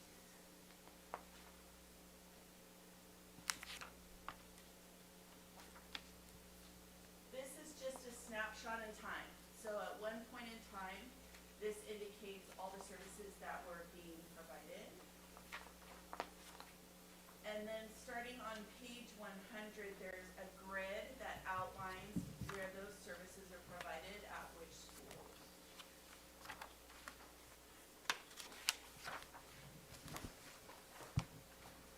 And just in general, these are what the code categories mean. So when you see 200 codes, we're talking about infants and toddlers, and 300 codes has to do with instruction, 400 has to do with related services, and so on.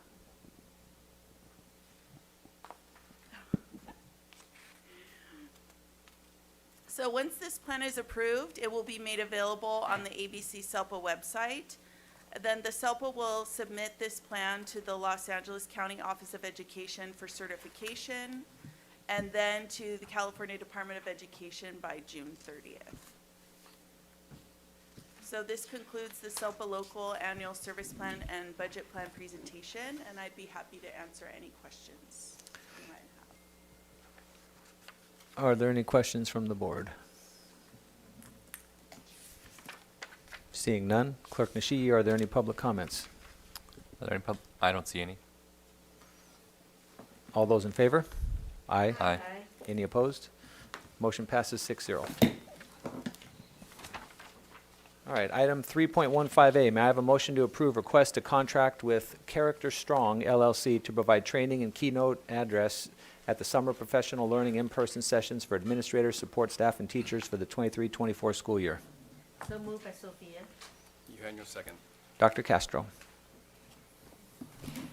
Thank you. This item directly speaks to those Tier 1 support services and to the 4 pillars of academic instruction that we had talked about earlier. Character Strong, specifically through the work of Dr. Clay Cook, will be presenting information to our teachers at the August 8th and 9th professional learning that talks about building a learning environment for students that increases their empowerment, enriches their environment, supports teaching and learning, and builds relationships with students. Thank you. Clerk Nishii, any public comment? I don't see any. Any board discussion? Clerk Nishii. Just want to thank staff for providing answers to the issues regarding the other bidders on the project. Some of them were pretty different, so I'm wondering if they even understood what the bid was, it being so different. Yes, I think it just depends on the services that they offer and provide and the extensiveness of it. In particular, for Character Strong, they were able to provide multiple sessions within the day, and so that means that both elementary and secondary teachers could attend the training. Others wanted to have multiple presenters throughout the day, and so that's why you see the difference cost. So I think the issue is maybe since it's service, like in construction, if you're more than 20% off, there's something wrong with the bid documents, but in this case it's services, so you could be 100% different and it's just quality or quantity or different things like that. So thank you for the information. Board Member Suyu.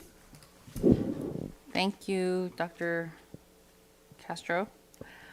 What is who's the group that's going to be attending this, professional learning, and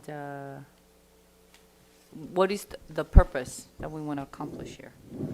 So our professional learning on August 8th and 9th is for district-wide for all of our teachers. This includes child development, nurses, adult school teachers, elementary teachers, and secondary teachers. This occurs prior to the start of the school year so that we do not disrupt students during their instructional time. And the focus of our professional learning is going to be focused on our multi-tier systems of support, our 3 main areas of safety, social emotional learning, and academic outcomes. Dr. Clay Cook will give the initial, one of the keynote speakers, and he'll talk about how we address the needs of the whole child and looking at the different instructional frameworks to make sure that our classrooms can be positive in the sense that it affects how students feel about coming to school and the overall positive impact teachers can have on their classroom students. Okay, thank you. Okay. All those in favor? Aye. Any opposed? Motion passes 6-0.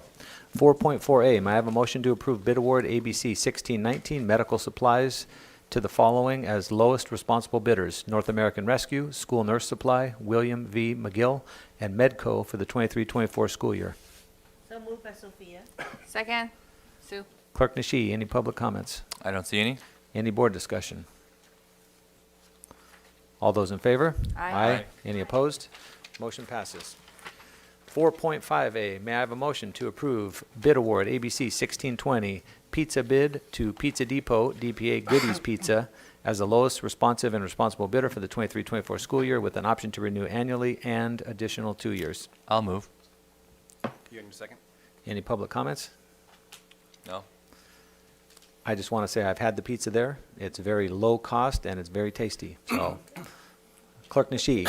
Yes, and I would agree. I've had the pizza, and I think the students would also agree that this is the superior pizza to pick. All right, all those in favor? Aye. Aye. Any opposed? Motion passes. Board member reports. Dr. Yenyo. Thank you, Mr. President. On Tuesday, May 30th, I attended and volunteered at Artesia High's Bite of Reality event presented by the Richard Miles Johnson Foundation and School's First Credit Union.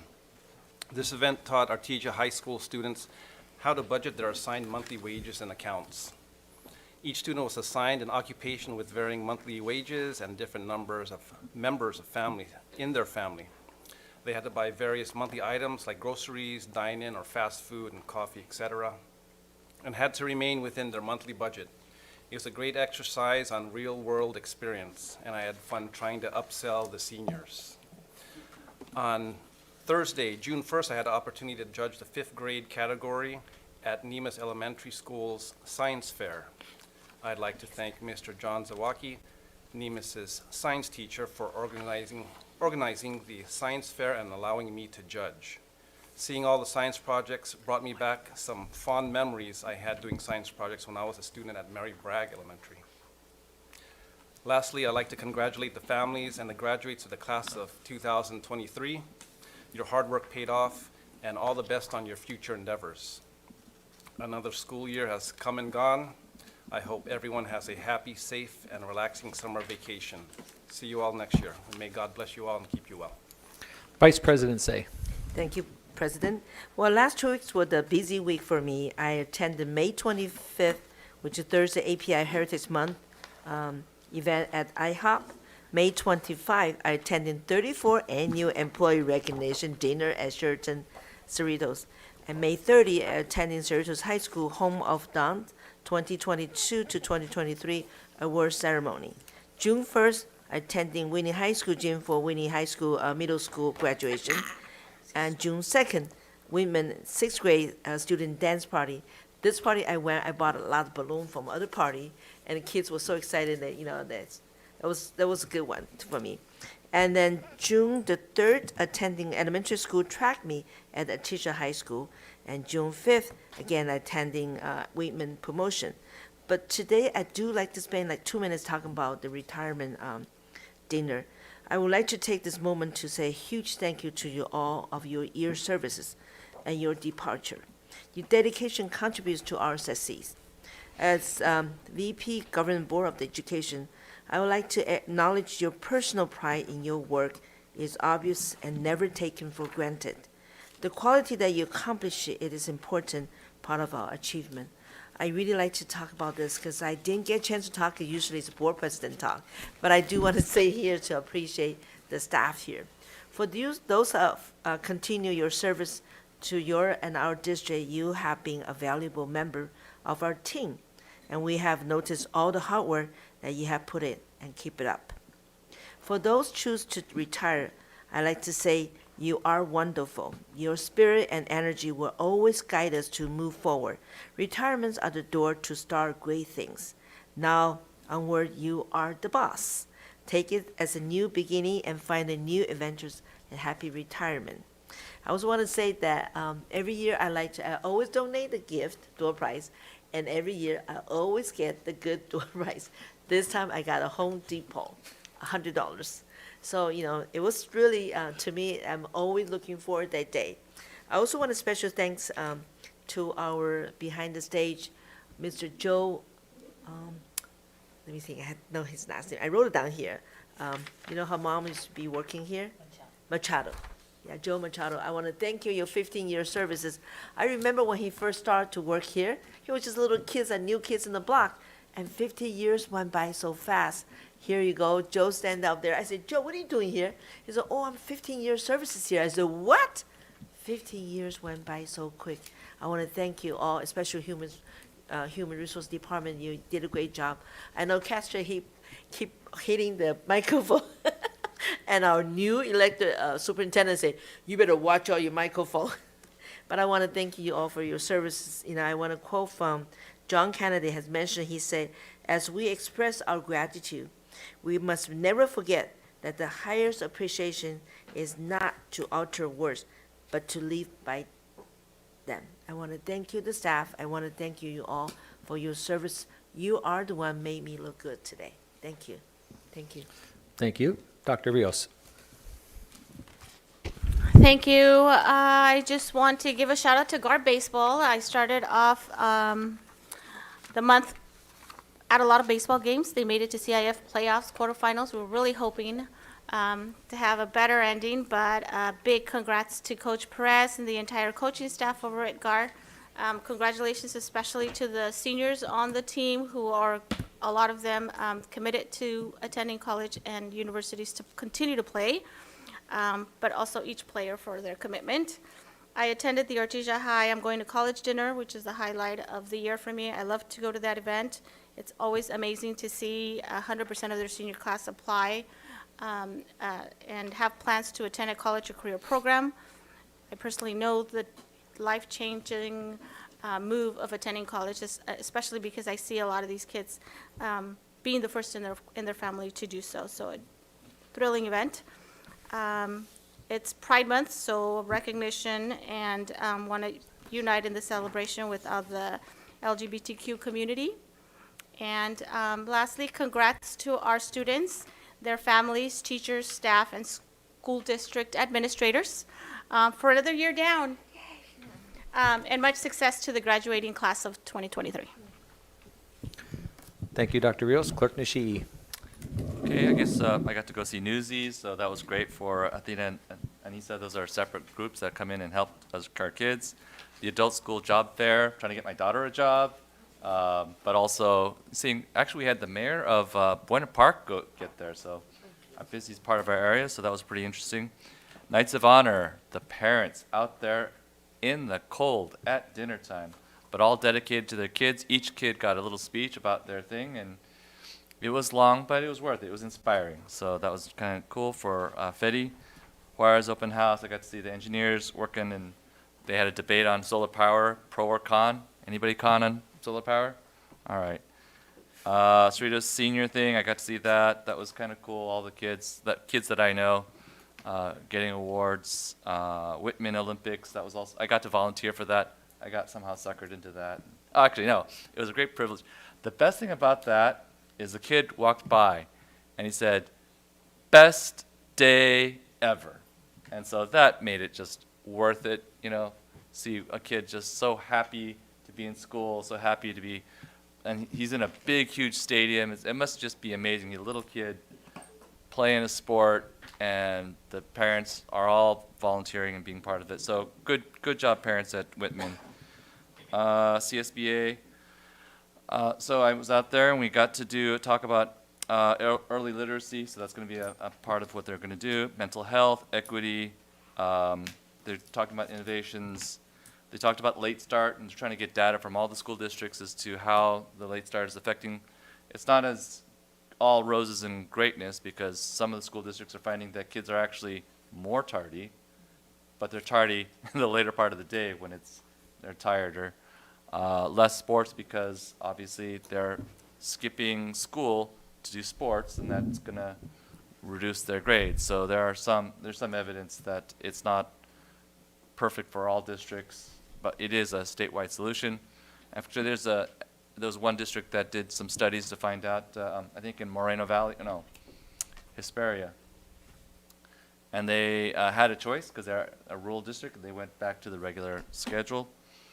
They also provided for teachers to not have a penalty if they go back to work, so that was good. And Southeast Japanese School is having a festival on June 10th and 11th, so if you want to have fun and good food, go there this weekend. It'll be great. Also, I got to go to, I'm going to be a docent for something called Tule Lake, and so that's what I spent my Memorial Weekend on.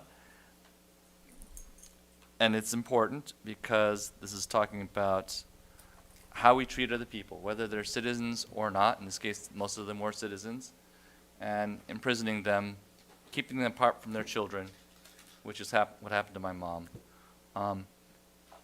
And it's really sad because I went to this place and there was a big, huge hole where there was a graveyard. And you know, the American Indians, the Native Americans, they talk about how their graves are desecrated because nobody knows who these people are, and we just dig them up and we don't worry about it, and we try to return them, but it's still not a great feeling to have that. And I was looking at this huge hole, and I realized there were 300 people that died in Tule Lake, and they used their bodies to fill an airfield.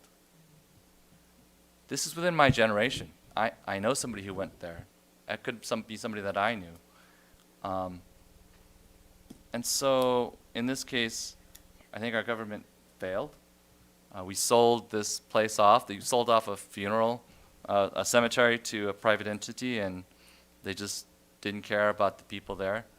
And I'm thinking that from these mistakes, I'm hoping that we can do better. And that's what's the great part about our country, that we learn from the mistakes of our past.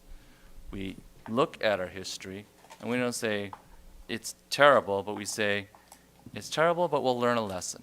And that's what I'm trying to do. I'm hoping the next generation of people will not desecrate graveyards or put kids in jail or separate families. And I know this country is good enough to learn those lessons to make that happen. So thank you. Thank you, Clerk Nishii. We have about 5 minutes left. Board Member Suyu. I'll make it very quick. Good evening and congratulations to all the graduates. And I want to applaud and God bless you all, the parents and grandparents and aunts and uncles, neighbors who gave the rides, and all your hard work, paid off at the end of the year. And thank you to all the teachers, educators, custodians, and everyone, gardeners, for putting up another great, fantastic year. And our district staff and new superintendent, you guys are all fantastic and fabulous. We are living through some uncertain times. And of course, as fellow Ernie mentioned, our governor and government, they do fail. They do fail. But I just want to say, let's just go back to the basics. And sometimes grandmas who raise like 5 children, 10 grandkids, they know the best. Just go back to the basics. There's just so many different rules and laws that just comes up all the time. Study shows and research says this and that. But at the end of the day, what you have been doing, a lot of ABC school teachers and the staff, they do this. Just love the children. They need love. Hold them accountable. Consequences. Kids who live without any consequences, will end up on the streets. So some of the traditional methods, traditional ways, common sense, that works best. So congratulations and God bless you all. Have a great summer. That is the end of my report. Okay, announcements. The next regular board meeting will be Tuesday, June 20th, 2023 at 7 p.m. here in the district boardroom. Before we go to second public comments, we only have 5 minutes left. There's one online, there's one in person. Can we extend the meeting maybe 15 minutes? Sure, so moved. Is that agreeable? Second? Yeah. All those in favor? Aye. Okay. Clerk Nishii, second public comment. Yes, one, Ray Gare.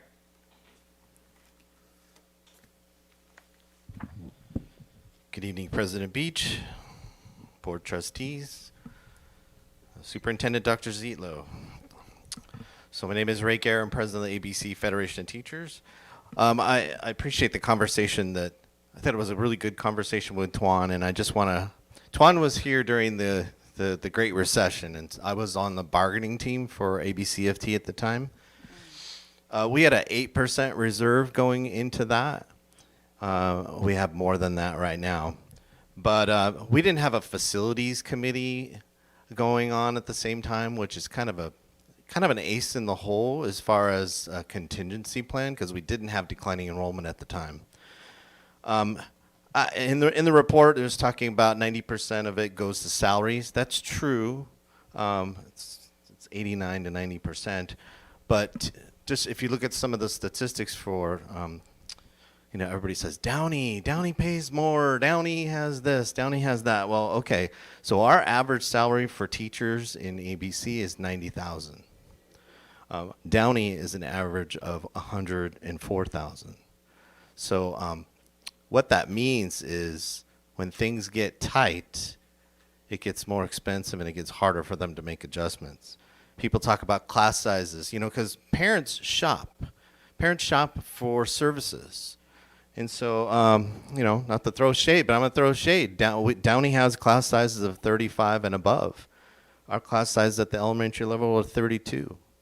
If you look at the high school, secondary level, they're in the 40s. We have restrictions that allow us to keep pretty good class sizes. But what that means, it's more face-to-face time per student individually. Health plans. We have a good health plan, but we don't have the most expensive one. If you look, we're in the top quartile out of 80 districts, which means we're like 19 or 20. But you know, that is something that we've made adjustments to. Like we have new employees just recently. We negotiated to have new employees beyond. We have Blue Shield and Kaiser, and so they go into Blue Shield so that we can have competitive rates, so that Blue Shield and Kaiser are competing, and that has had a significant. I saw how the rates didn't go sky high during COVID, and you know, prior to the Great Recession, we were seeing some huge increases at the time. Parents shop for student services. So some of the things that we've done with the money, because when you have let's say you have $60 million sitting there. Well, 30% of it, that $30 million will go really fast if things go south.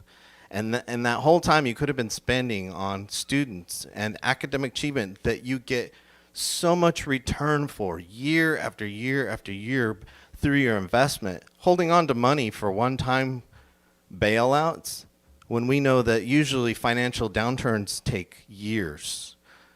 You know, so short-term money doesn't last. And so we've done really good things. We have Title I schools. We have EL counselors. We have parent counselors. Parent liaisons. We have TOSA reading specialists.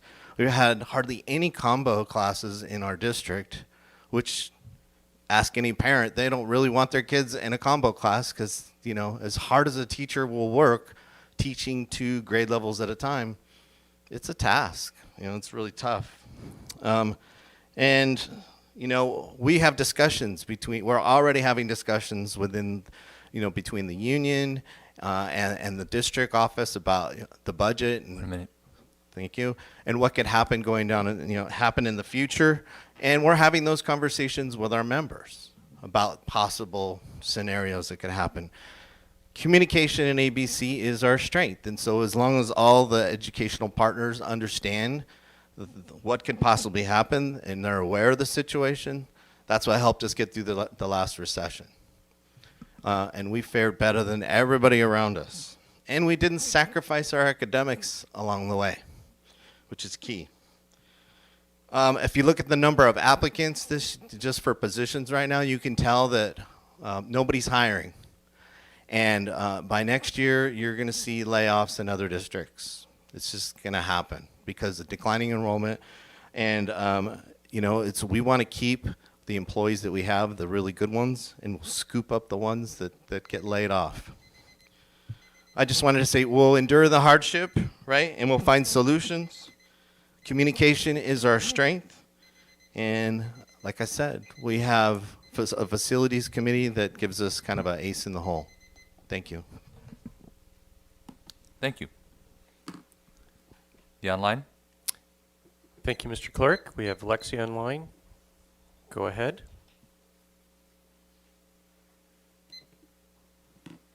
Hello. Yes, we can hear you. Okay. Hi, my name is Alexia. I just wanted to say congratulations to the ABC Virtual Academy.